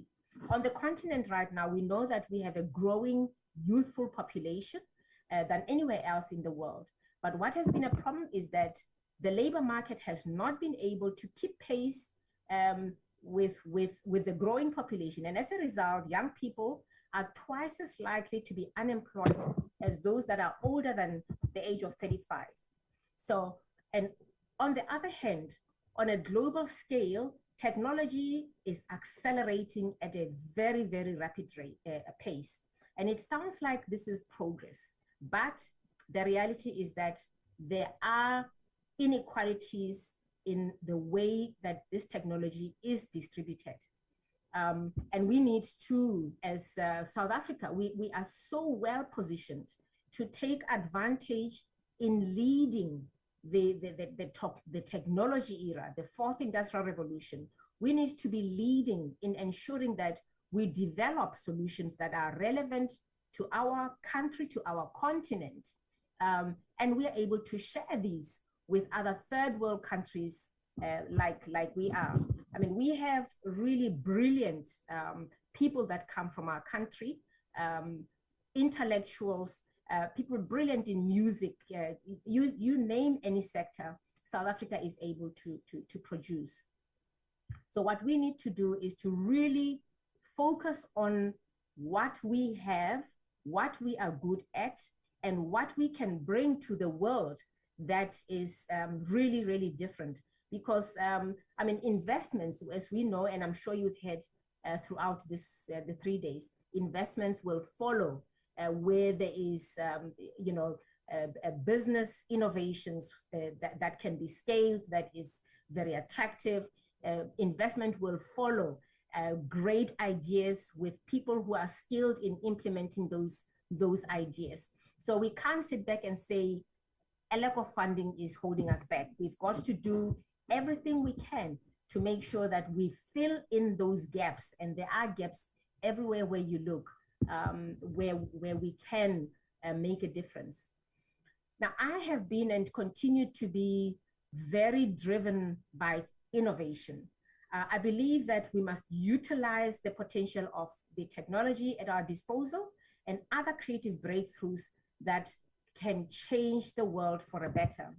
And part of the creative challenge of our time is the re-establishing of a better balance between individual and social values, competitive and cooperative motives.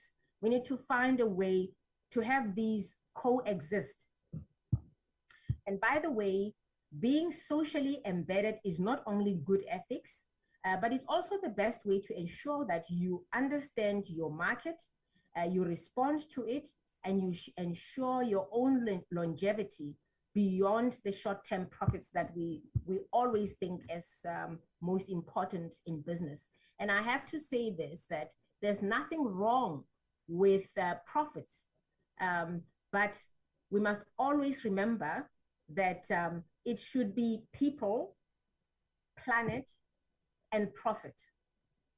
You cannot run a business and be able to change people's lives if your business is not able to sustain itself, and your business will be able to sustain itself if it is profitable.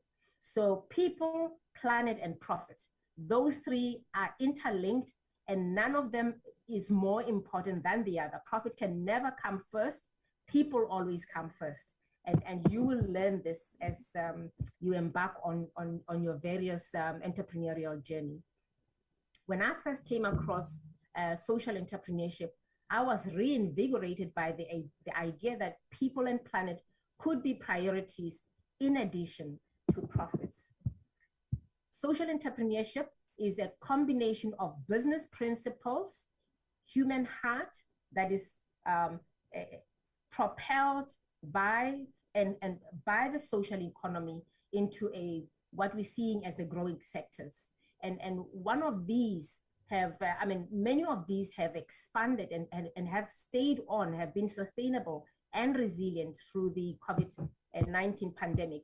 We have seen a lot of social entrepreneurs who have just come in to fill the gaps where government could not be present, or where some of the businesses felt the area was not profitable enough for them. Social entrepreneurs have always been there to fill in that gap. Now, my company, African Fashion International, for instance, our mission is to elevate African fashion and craftsmanship to global acclaim. And our dream is for Africa's creatives to be taken seriously as designers and crafters of luxury products and investment artists. Now, daily at the organization,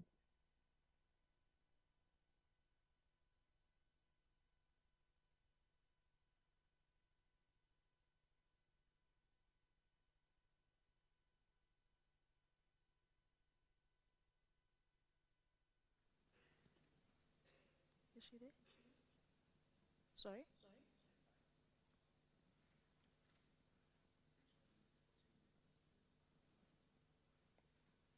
Okay, what are the next steps? Are we done?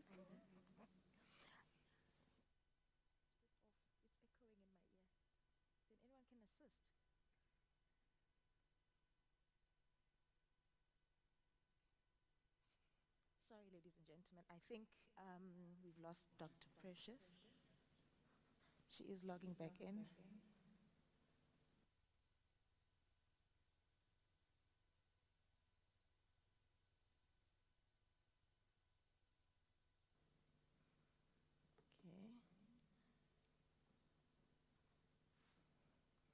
There she is. Can you hear us, Doc?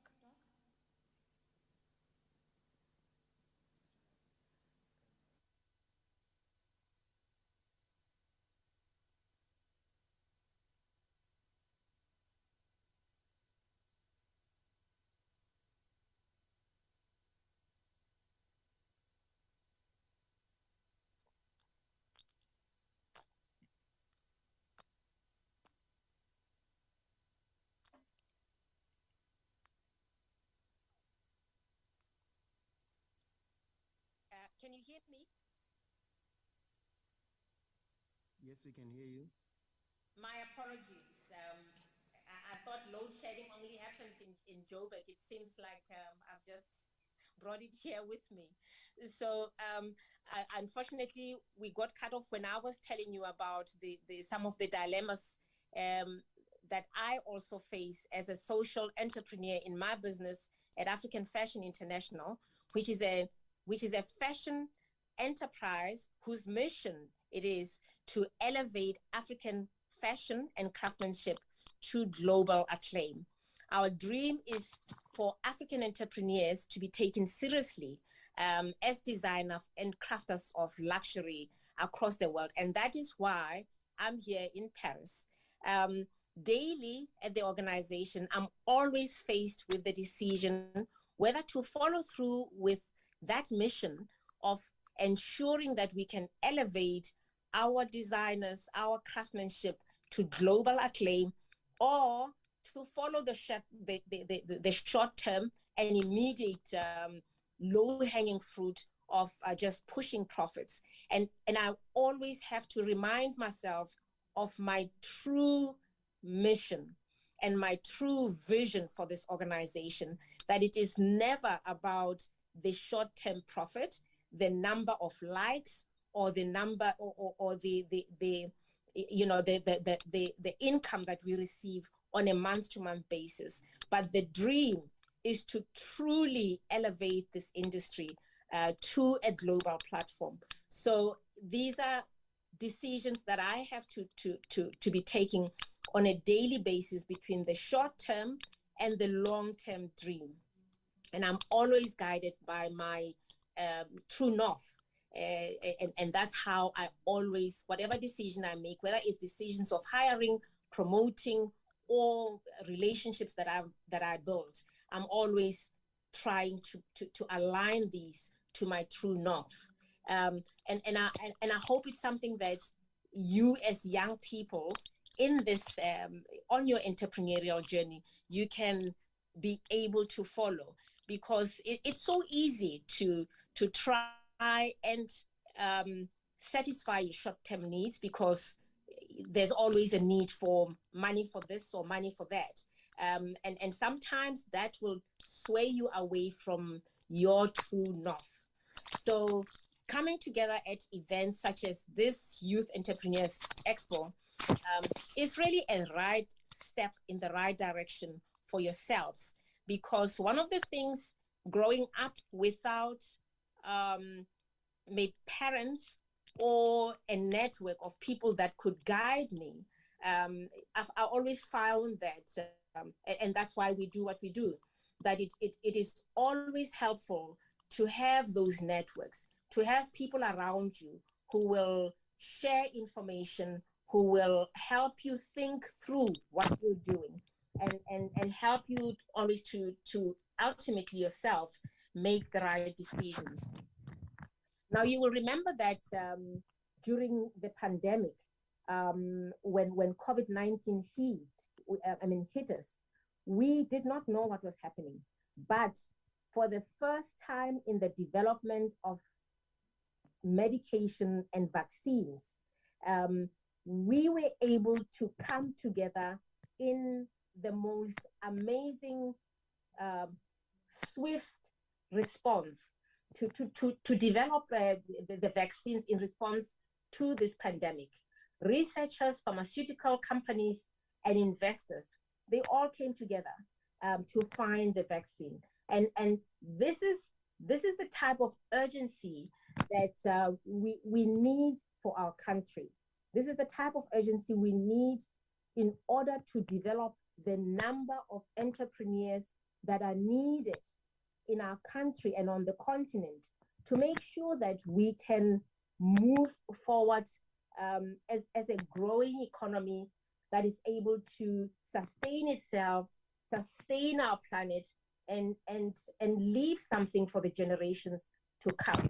And I truly believe that having a social motive in addition to your business principles, your desire for profit in your business can truly shape your business as an enterprise that has at its core a social motive, but also drives profit.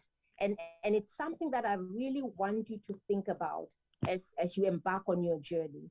Think about the social problem that you're trying to solve, and importantly, also make sure that your business is financially sustainable, as well as contributing to the sustainability of our planet. And it's if you think about some of the entrepreneurs, most well-known entrepreneurs in our country, people like Vusi Tembegwayo or Theo Baloyi, or even Elon Musk himself. The other is Patrick Soon-Shiong, who comes to mind. These are, may I mention also, Discovery CEO, Adrian Gore. These are some of the entrepreneurs that are striving for positive social change, but change that could look different if you look at it only from an economic perspective. What Patrick has done is truly incredible. The number of patents that he's produced, the changes that he has created in the medical world, and is now tackling issues of access to health for our country, where, from where he lives in LA, and has become one of the foremost billionaires in the world. These are some of the things I think you have to think about. It is good enough to think about being a successful entrepreneur, making a lot of money, and I have no doubt in my mind that you will, but also think deeply about the purpose of your business, why you do it, and what kind of change you want to create in the world that we live in. I believe that we will, if we start thinking in that manner, it will be easy for you to follow what now big business calls the ESGs. It's become fashionable now for people to follow what they call ESG, or environmental, social, and governance principles. Social entrepreneurship has always been that way. It's always done it in that manner. And this is something for you to think about as you embark on your journey. It is important also, as you are finding your guiding light, to bring people around you who are aligned to your mission in life, whether it be your own partner. And I've been lucky in that I have a partner whose values are aligned with my values, and that is why when we went into philanthropy, which is something that I believe every true entrepreneur ultimately wants to do, our values were very much aligned. We wanted to give back to the people who have made us who we are. We wanted to ensure that we could pay it forward. If you are an entrepreneur and you've become very successful, paying it back, paying it forward is so satisfying.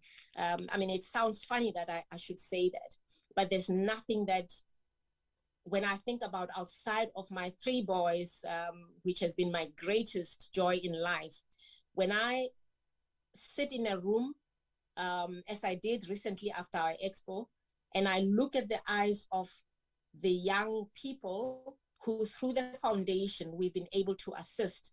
One of them, a cum laude accountant who works now at Investec, or the 400 doctors that we have been able to produce through our foundation, or some of the social entrepreneurs who are now part of the World Economic Forum, working to change the world, whether it be through drone technology that they use on the continent to deliver life-saving blood samples and drugs. It really, really makes me feel, and it makes us feel so much more accomplished. You can't succeed on your own. Success is never, ever, ever enough. It's never, ever good if you're not able to share it with others. Your joy truly comes from seeing how you impact other people's lives in a positive way. So I want to leave you with those few words and say that find your true passion, surround yourself with good people, and always, always, always look at things with a positive attitude, because that helps your creative juices also be inspired, because that's how you innovate.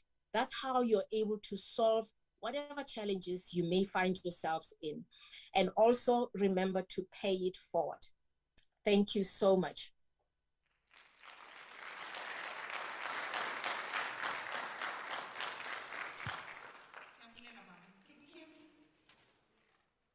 Thank you very much for such a passionate address. I'm not echoing, am I? Excellent. I think what's... I'm not able to hear the MC. I'm not sure if you can still hear me. We can hear you.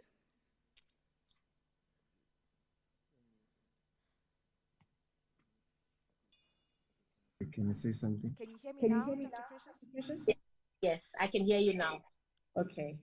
I apologize for the break in communication. It was my technology that failed me.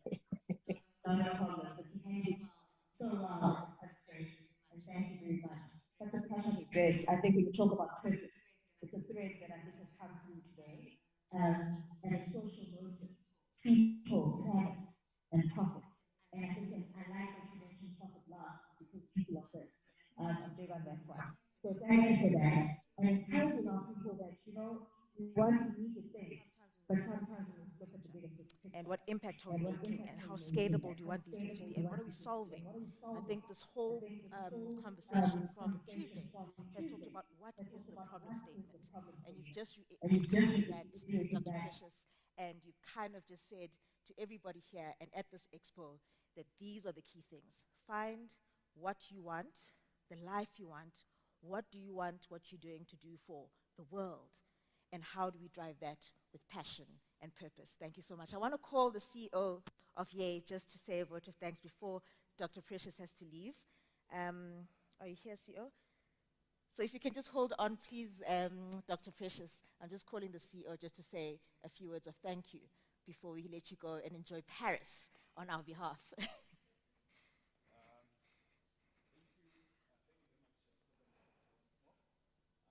You can hear me? Okay, thank you. I think now it's clear. I just want to say that my first interaction with actually Motsepe Foundation was when I applied for a bursary, and I didn't get it at that time, but this gives me an opportunity at least today to say there's something that we can do together just to make up for the old times.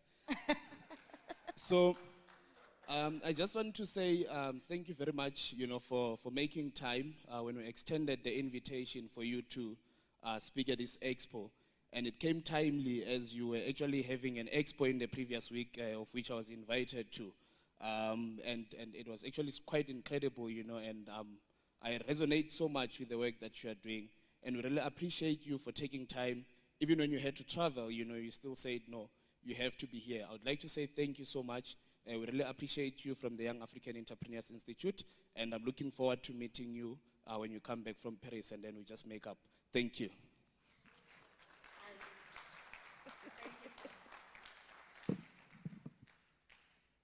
Thank you, CEO. And thank you, Dr. Precious, again. Thank you. Bye-bye. She's stunning, hey? Sure. Ladies and gentlemen, we are at the end of our program, but before we close, I do want to call one last speaker just to give a closing message of support to everyone here.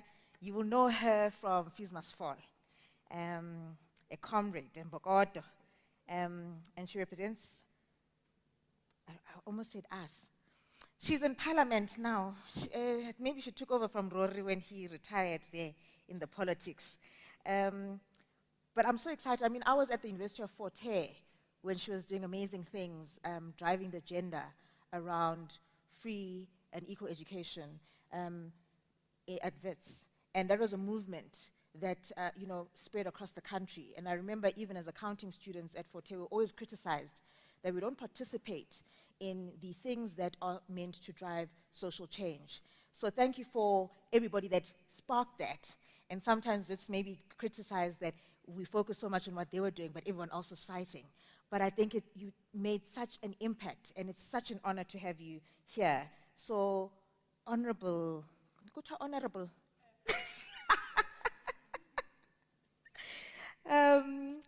Honorable Nombendulo Mkacha. Welcome, my leader.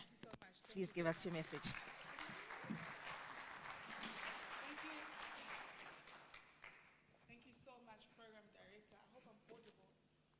Not so. Just bring it closer a bit. Local program plans. Oh, okay. Height. Program directors, like here, right? Good evening. Thank you so much to the program director. Good evening to everyone who's in the room and everyone who's following the conversation on Facebook. I saw it on Facebook. I'm not sure if we're on any other platforms. It's really an honor to be. It's really an honor to be with you this evening. I think I'm your last speaker. Yeah. Rusina almost gave me a shock when he said, at 5, President, are you here? I was like, what? Dude, I was supposed to speak at 7. And I was really trying my best to get here a bit earlier because it seemed as though your program was running a bit faster than you had anticipated. But I'm glad that I was able to make it here. And look, I don't know much about entrepreneurship. Last week I spoke at 22 on Sloan to young people who are going through a program called Jane Juniors, where 22 on Sloan is trying to harness entrepreneurship skills within young people in basic education. And I asked a question, and one of the colleagues there who works with Allen & Gray Foundation answered the question later. But I asked the question, is entrepreneurship something you learn, or is it something that's innate? There are people who say, lento leya abazali bethu bayenza, ogogo bavuka bayenze. And then there's this, on the other hand, really great push to have entrepreneurship skills provided in basic education and higher education, and harnessing such skills, particularly in promoting active participation of citizens within the economy. So it's a question that I hope, Risuna, unfortunately I wasn't able to follow your engagements throughout the whole week, but I hope it's questions that you yourselves have asked yourselves and are reflecting on. But I'll just stick to the part where I say, or where I side with those who want to harness or build or instill entrepreneurship skills. As the higher education sector, and I don't speak on behalf of the department, I speak as the chair of the portfolio committee on higher education that is meant to hold the department to account. I saw in the program that you have that it said Department of, I said, hi, department, I mean, I'm not in the executive colleagues, I'm still on this side with yourselves, advocating for the changes we want to see in higher education, science and innovation.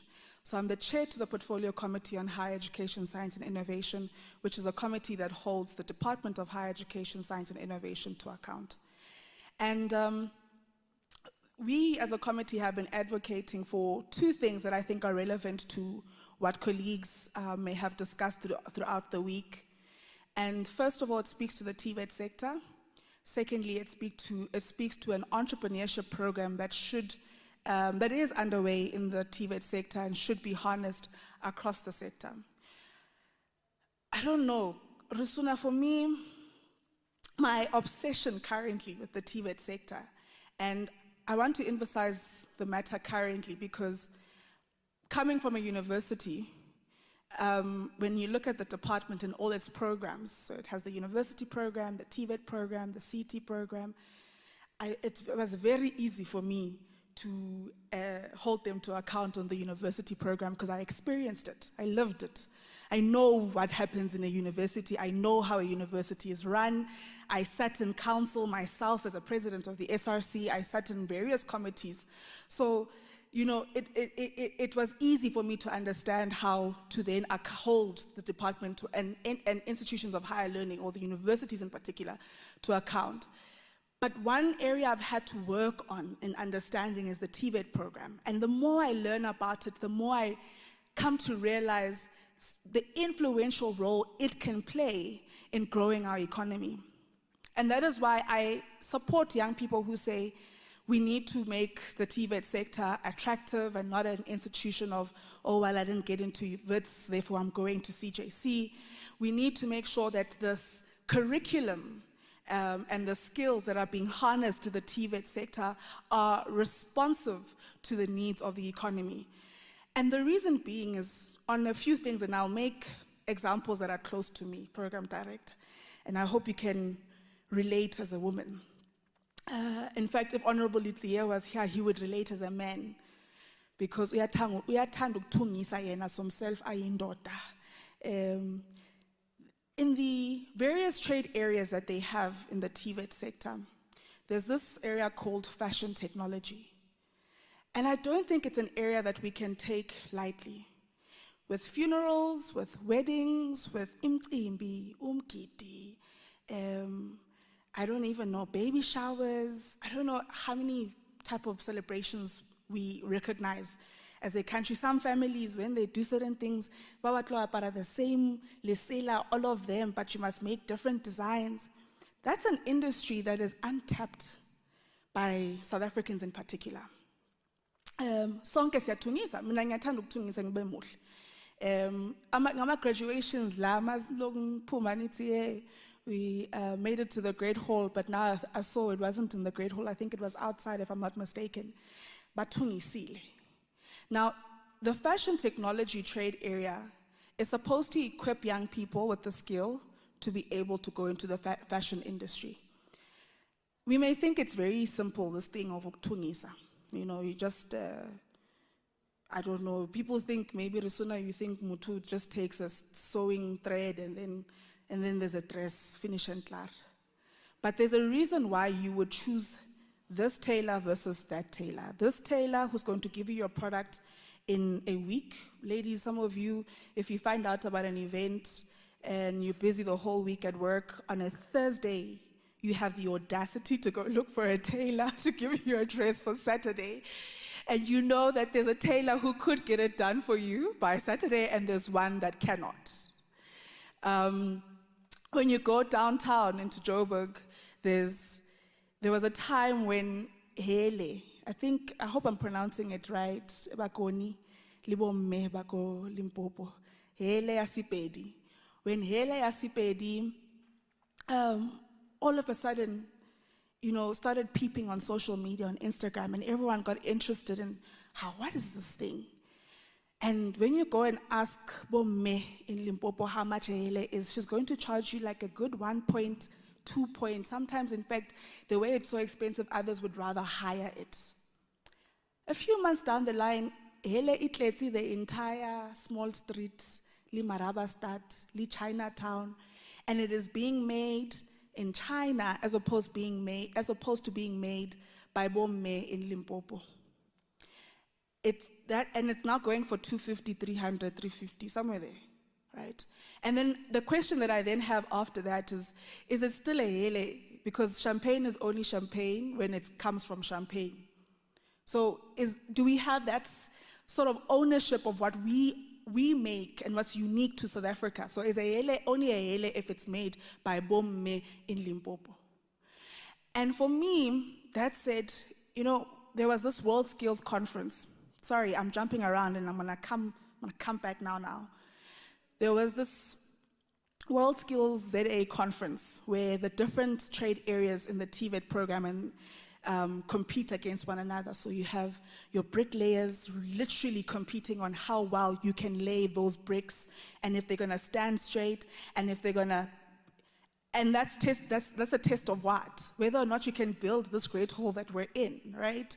That's a test of what? Whether or not you can be part of a project to build housing for the many indigenous South Africans in our country. Because I don't think we want bricklayers who don't know how to lay a brick. And others may think it's something very simple. But the fact that we've seen some houses collapse is because the bricklaying was just not on par. Right? And of course, we'll get to the other things around the engineers who are thugs and the politicians who also rope in the poor engineers to, fund their lavish lifestyles. We'll get to that part. But I want to stick to this side that speaks to the artisanal skills. So they're competing there at this World Skills Conference, and I'm just like, wow, right? Also, because you're now seeing it you're seeing it live. It's not something that the department is presenting to you on some presentation, 50 pages. It's something that you're seeing and experiencing. And so for me, when I interacted at the World Skills Conference with these different trade areas, some were cooking. Colleagues, you can go to Mac Cafe, then you go to Starbucks, then you go to, I don't know, give me one last one. I don't know. Okay, that one, the third one. So this is the third one, right? And the coffees don't taste the same. Not only because of the ingredients, but because of also how the person made it. So at this competition, you're literally watching young people make le espresso, and uyayibona ukuthi lena akusi espresso kahle kahle ngoba lama layer amaningi walama coffee awehlukile nalebisi nama cream bisi coffee into hey ayibalance akusema line amaningi lena seyihlangene already. And when as a customer uma seyihlangene it's not the one that you ordered. But you have to be taught to do that. Simple things like so I've said plumbing. We all go to the restroom, colleagues. We all wish to live in a home that has a toilet, okwazi ukuyiflasha, and then masesinayo ke leyo toilet esimele siyiflashe yablockeka, hey kuba nenkinga enkulu endlini, you want a plumber immediately. Young women are buying houses. Some of us know how to change light bulbs, but sometimes when the wires, you just like, I'm not getting involved. In fact, my stepfather doesn't get involved. So an electrician becomes something that is needed, like as a matter of urgency. So as I'm watching these different trade skills, I'm like, wow, this is an industry that we've really undermined. We are so fixated with the pedagogues and the theorists and the PhD candidates that we want to come to come out of WITS and UCT and Stellenbosch, but we are not fixated on those who are literally building this podium that I get to stand behind, this mic that is here, this jacket I'm wearing was not made by a PhD candidate. My hair was not braided by a PhD candidate. The shoes I'm wearing were not made by a PhD candidate. The seats you're sitting on were put together by an artisan. The roads you're going to drive on now were put together, were built. Yes, there can be someone who studied construction and engineering and quantity surveying, but the person who literally tars those roads is someone who ideally would have gone through a TVET college. Everything we touch and see, literally. And so for me, when I appreciated that, I said, okay, so this is something you can sell. Because once you have this skill, wonke umuntu udinga gas or electrician ukuthi ahlanganise, wonke umuntu udinga iplumber, wonke umuntu udinga impahla. Well, idea. I mean, some of us like, like to do our hair. Some of you may like, men, you're so lucky. But even Luna Rusuna, you don't want someone who doesn't know how to cut your chiscop well to cut your chiscop. Sometimes you want to choose between someone who uses a razor and who uses a muchin. You are specific. But there is a space in our country where all of these skills can be taught, and that is in the TVET program.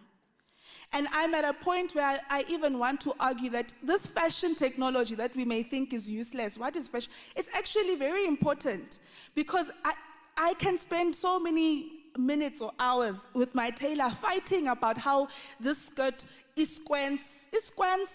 Diti haibo Ahmed, is squence lento, haibo Musa, is squence lento. But ideally I also would like to say haibo Tato, haibo Lebu.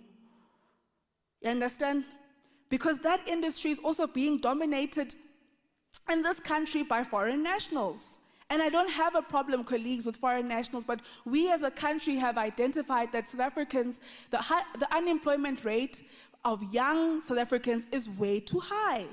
Why is that the case when there is a sector that can give young South Africans the skills to be able to provide basic services that most of us in this room need? I mean, I'm just mentioning those ones. I haven't even gotten to a point where we are speaking about water and the skills that are being harnessed there in order for us to deal with the water challenges that we're having in the country, issues around blockchain, what.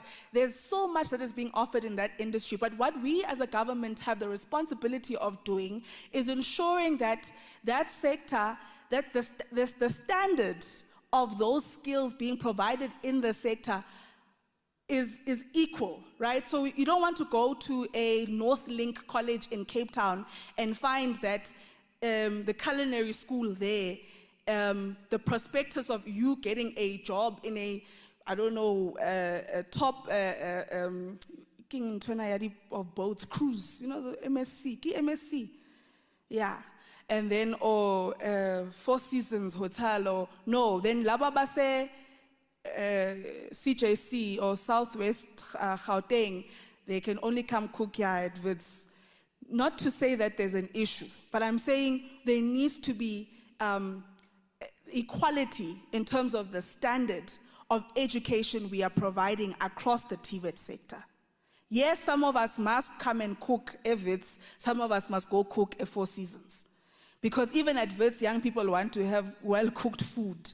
You don't want to have a situation where young people in the institution are now have runny stomachs because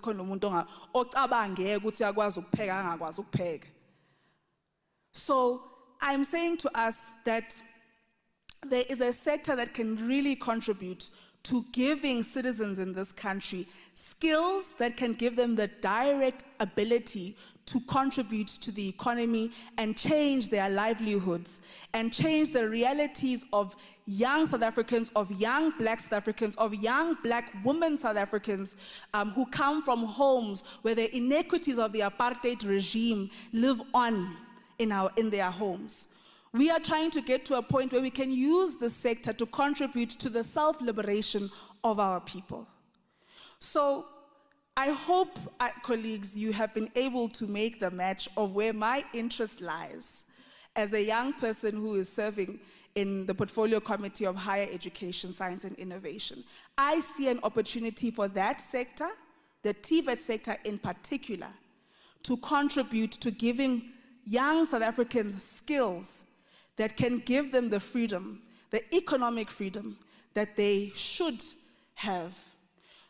But I also want to then say that we are aware that the department has this entrepreneurship program that they're trying to run across different institutions, particularly the TVET program. And I think there we must really charge on universities. And I want to implore on yourselves as young people who maybe don't only come from Wits University, maybe UJ, maybe, I don't know, what other surrounding institutions, to put pressure on your universities, to first acknowledge their privilege and to do something about their privilege. You see, it would be great if we had a situation where the TVET sector, with the infrastructural limitations that it has, could piggy bank on the infrastructure that is available at a surrounding university. So in this case, where CJC students could come and use some of the facilities that we have here at WITS to harness the skills that they are learning at the college. Where in the Northern Cape and Kimberley, the Northern Cape Urban TVET College could rely on Solplaiki University for infrastructural support and even lecturer support. Maybe there are areas where, because we know that, yes, in the TVET program, it's by and large based on skills and artisanal skills, but there is a bit of theory that goes into it. I mean, even in that fashion technology, I don't know if colleagues know that there's something called a pattern that you must put together. And when I looked at those young people cutting the pattern, I was dizzy because it looked like maths. It looked like a lot of calculations. It looked like a lot of geometry. It looked like a lot was happening there. And I thought to myself, you know, what Deputy Minister Putima Namela always says is so correct, because we become very simplistic about how we refer to the TVET sector. We say, yeah, laba basebenzisa izandla zabo. Ngasabasebenzisa ingqondo zabo ngoba izandla phela sebenza ngoba zitshelwe ingqondo ukuthi sisebenze.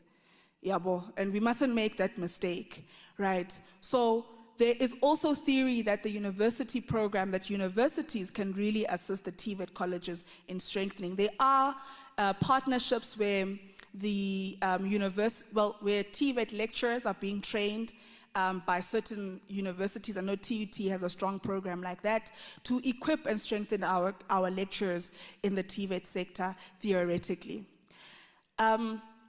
I hope, colleagues, I have been able to paint this picture that I've been trying to paint, and that it now has come together. But I also want to implore on yourselves, Resuna, as you conclude your program, your week-long program, that you please firstly capture everything that was said. Let's not make the mistake of coming and speaking. Yes, we've also taken information, absolutely. I think when I look at the program, there's a lot that people could have learned from different speakers that were here. So we've definitely taken a lot. But I think it would be important that the organization consolidates all the views that came from the floor, particularly those that can help us shape a way forward on how we deal with the unemployment rates in our country, particularly that of young people. And then I hope that you'll also benchmark with similar institutions like yourselves who are having similar conversations.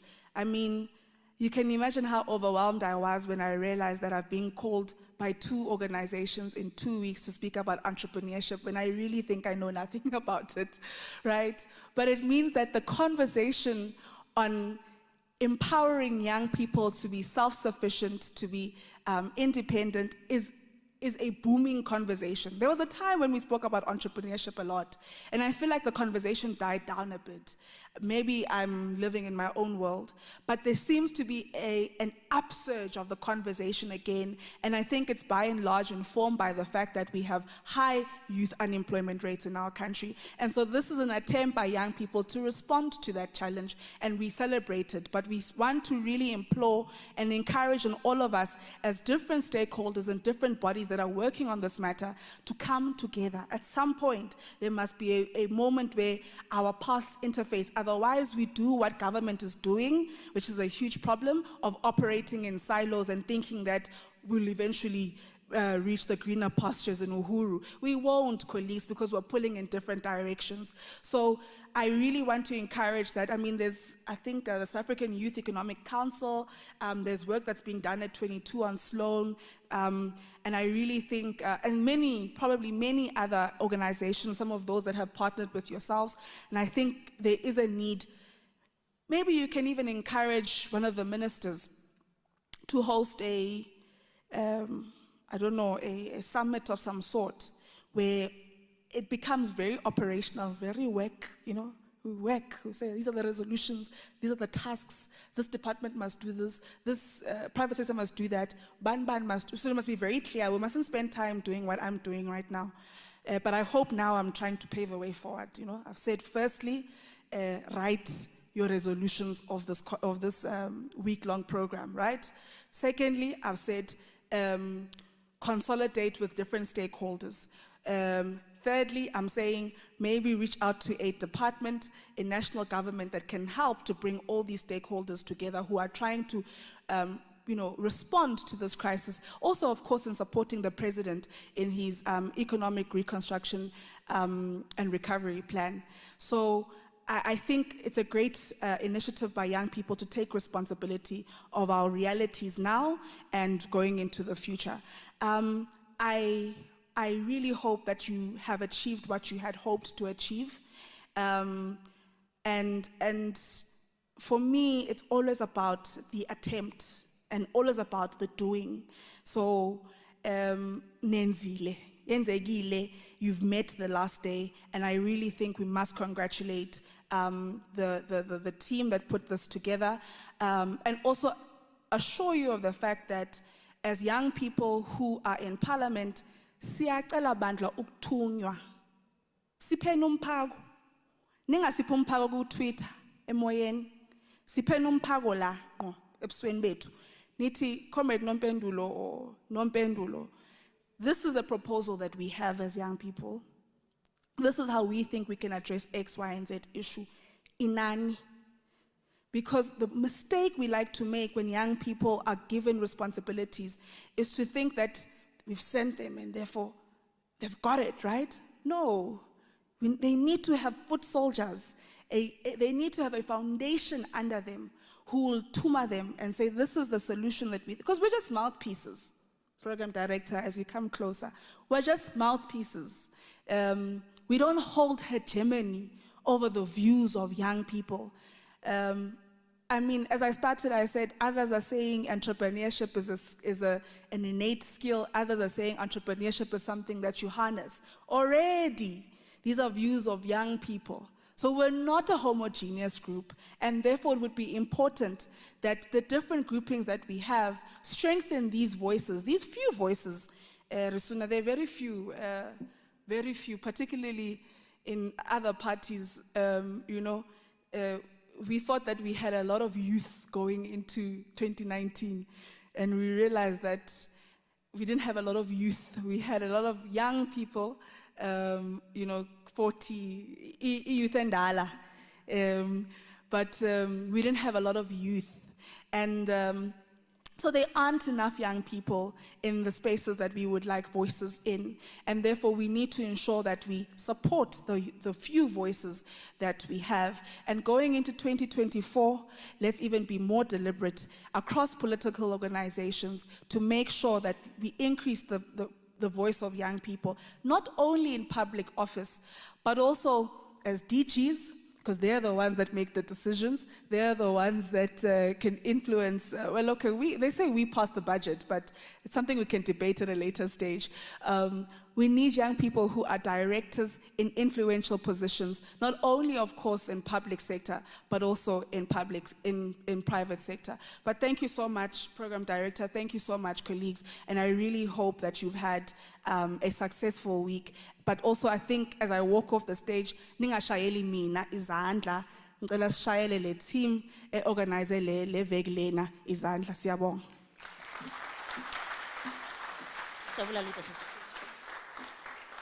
Hayi ke mna ndizakunika umphako. Ndizakubiza phaa kweAbasa, and we're going to give you what you must be saying as you hold the very crucial department accountable. Thank you for your work. I think you are quite right around the voices. There need to be more voices. We need to work together and understand what role we all play in the ecosystem. I have a very good reputation for stopping on time in my facilitation, and I'm not going to forfeit that reputation today. We are on time. We did start late.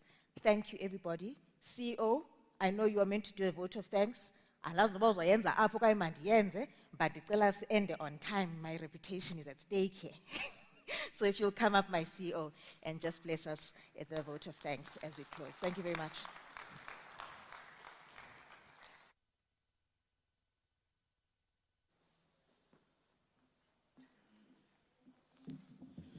Thank you very much, Program Director, Sister President of Abasa. My duty always is just like a simple one, just to mention the people that have sponsored this so that they can bring more money next year, just to make sure that we have this, just not only at this scale, but also just to expand it further, because as I mentioned earlier, that CIFA, which is actually a subsidiary of the IDC, have actually come to the forth and say they want to go with us at a national scale, which means that we'll be touching your townships, starting here from Gauteng, going into the other spaces and so on. So it's very important that as young people, as young entrepreneurs, you come to the front, you come to the forth to mention what are the challenges that you experience on a daily basis. And in that being said, I've mentioned earlier that the whole objective was to move from being exposed, to information, also just looking at bridging the gap in terms of education, entrepreneurship education, perhaps, just to also move into access to markets and also just attracting investment towards youth entrepreneurship, which brings me to the point that Ubab Mklangen said earlier, that IDC is open to say, how do we work together, And I would like to say to you, I move very fast. I'm going to hold you accountable to that. And in actual fact, I believe in the coming week or so, we need to set up that meeting so that we start having that engagement. And just to add also to what President Nompendulo mentioned, not only to have a conversation, but also to have action points to say, these are the targets, and this is what has to be done, and this is how it has to be done. And we are ready, we are the foot soldiers that she speaks of, and we are going to go. Ladies and gentlemen, I want to say thank you for making it through to the end of this week. And I would like to say thank you to all the speakers that came here from Tuesday, to all the facilitators of different sessions, master classes, who come from various spaces, your corporate space, and also those that come from academic space, who are contributing towards how do we actively develop, how do we bridge the education gap between young entrepreneurs and those that already are having established businesses. And I would like to say thank you to everyone up until today, with our speakers that actually were deliberating on looking into how do we create sustainability in the work that we are doing, and also looking into how do we bring in the government and the various departments also to come into play. I would like to also mention now, as I come to the end, I would like to mention the University of the Witwatersrand, who are actually the host university for the 2022 inaugural Youth Entrepreneurship Expo. I would like to say thank you in particular to Prof. Ian General, who is heading who is the DVC looking at operations and systems, who has been the person who has been supportive in terms of making sure and ensuring that this comes together. I would also like to further say thank you to the development and leadership unit, which is under student affairs, who are actually the people that we get to work with in terms of entrepreneurship development, looking at student entrepreneurship in that particular way. But also I just want to say thank you to our external partners and sponsors. I would like to say thank you to the Nedbank team. I would like to say thank you to the Industrial Development Corporation. Actually, Baba, you have taken a step. I can see that we are going somewhere. As you came through, with this partnership. I'd like to further say thank you to the ZA domains, who are actually some of the partners that we've had. I would like to mention Bowmans. I would like to also further say thank you to CIPC. I would like to say thank you to Serena. I would like to also say thank you to IX Engineers, who are actually also part of us today. I'd like to also say thank you to Ndiso Consulting. Ladies and gentlemen, those that are sitting at home and listening to this, and just have been getting the experience of what has been happening here, it wouldn't have been possible without the work that Panda Studios is actually putting together. I'd like to say, let's give them a hand of applause. By the way, Mhlekazi, the work that we are doing is actually so practical that the CEO of Panda Studios, who today employs more than 6 people through his company, is actually one of the people that we got to encounter with when we are running the programs. So this means that we are not just talking about these things. These are things that we get to do on a day-to-day basis. And these people have actually even broadcasted for the likes of the president, of the country, different ministers and so on. So these are the young people that you need to be taking forward and also integrating into the work that you are doing with IDC, and also looking into other organizations that are represented here. In actual fact, President of Abbas, I think we need to have them at the convention at the end of this year. So this is the kind of exposure that we are looking for. And we are saying that the work that we are doing is not only ending in the classes or in the spaces that we get to do it, but it goes out further. Ladies and gentlemen, we have come to the end of the 2022 Youth Entrepreneurship Expo. I would like to say thank you, Kanimambo na Kensa Inkom.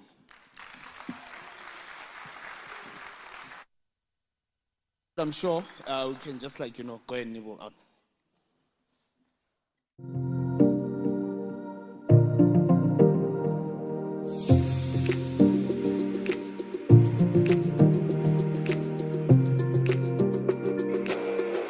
So my name is Ayanda Tuku. I am the National Youth Coordinator of the Young African Entrepreneurs Institute. I think the whole expo is just like exposing young people to opportunities and get them like a corporate experience, while at the same time giving them ideas and allowing them to engage with each other to build their businesses and share ideas in order to build a better economy for South Africa. My name is Ayanda Gonya. I come from Natural Love. Natural Love, we manufacture our own hair care brand. Why I'm here? To learn more. As an entrepreneur, I only started last year.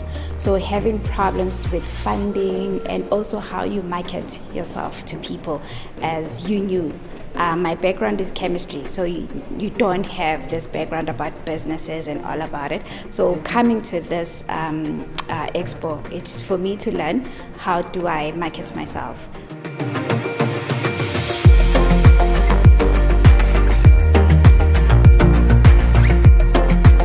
Today has been a really good experience, but a very stressful one.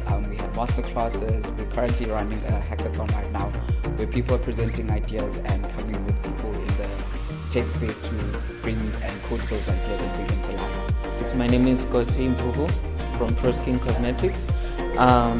Well, I am enjoying the expo. I think it's a very good opportunity to learn about business.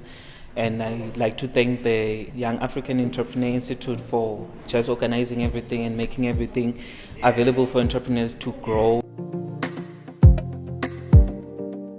We know that youth unemployment is a very big struggle, so that's what we're tackling. Young people must rise up and bring their dreams to life.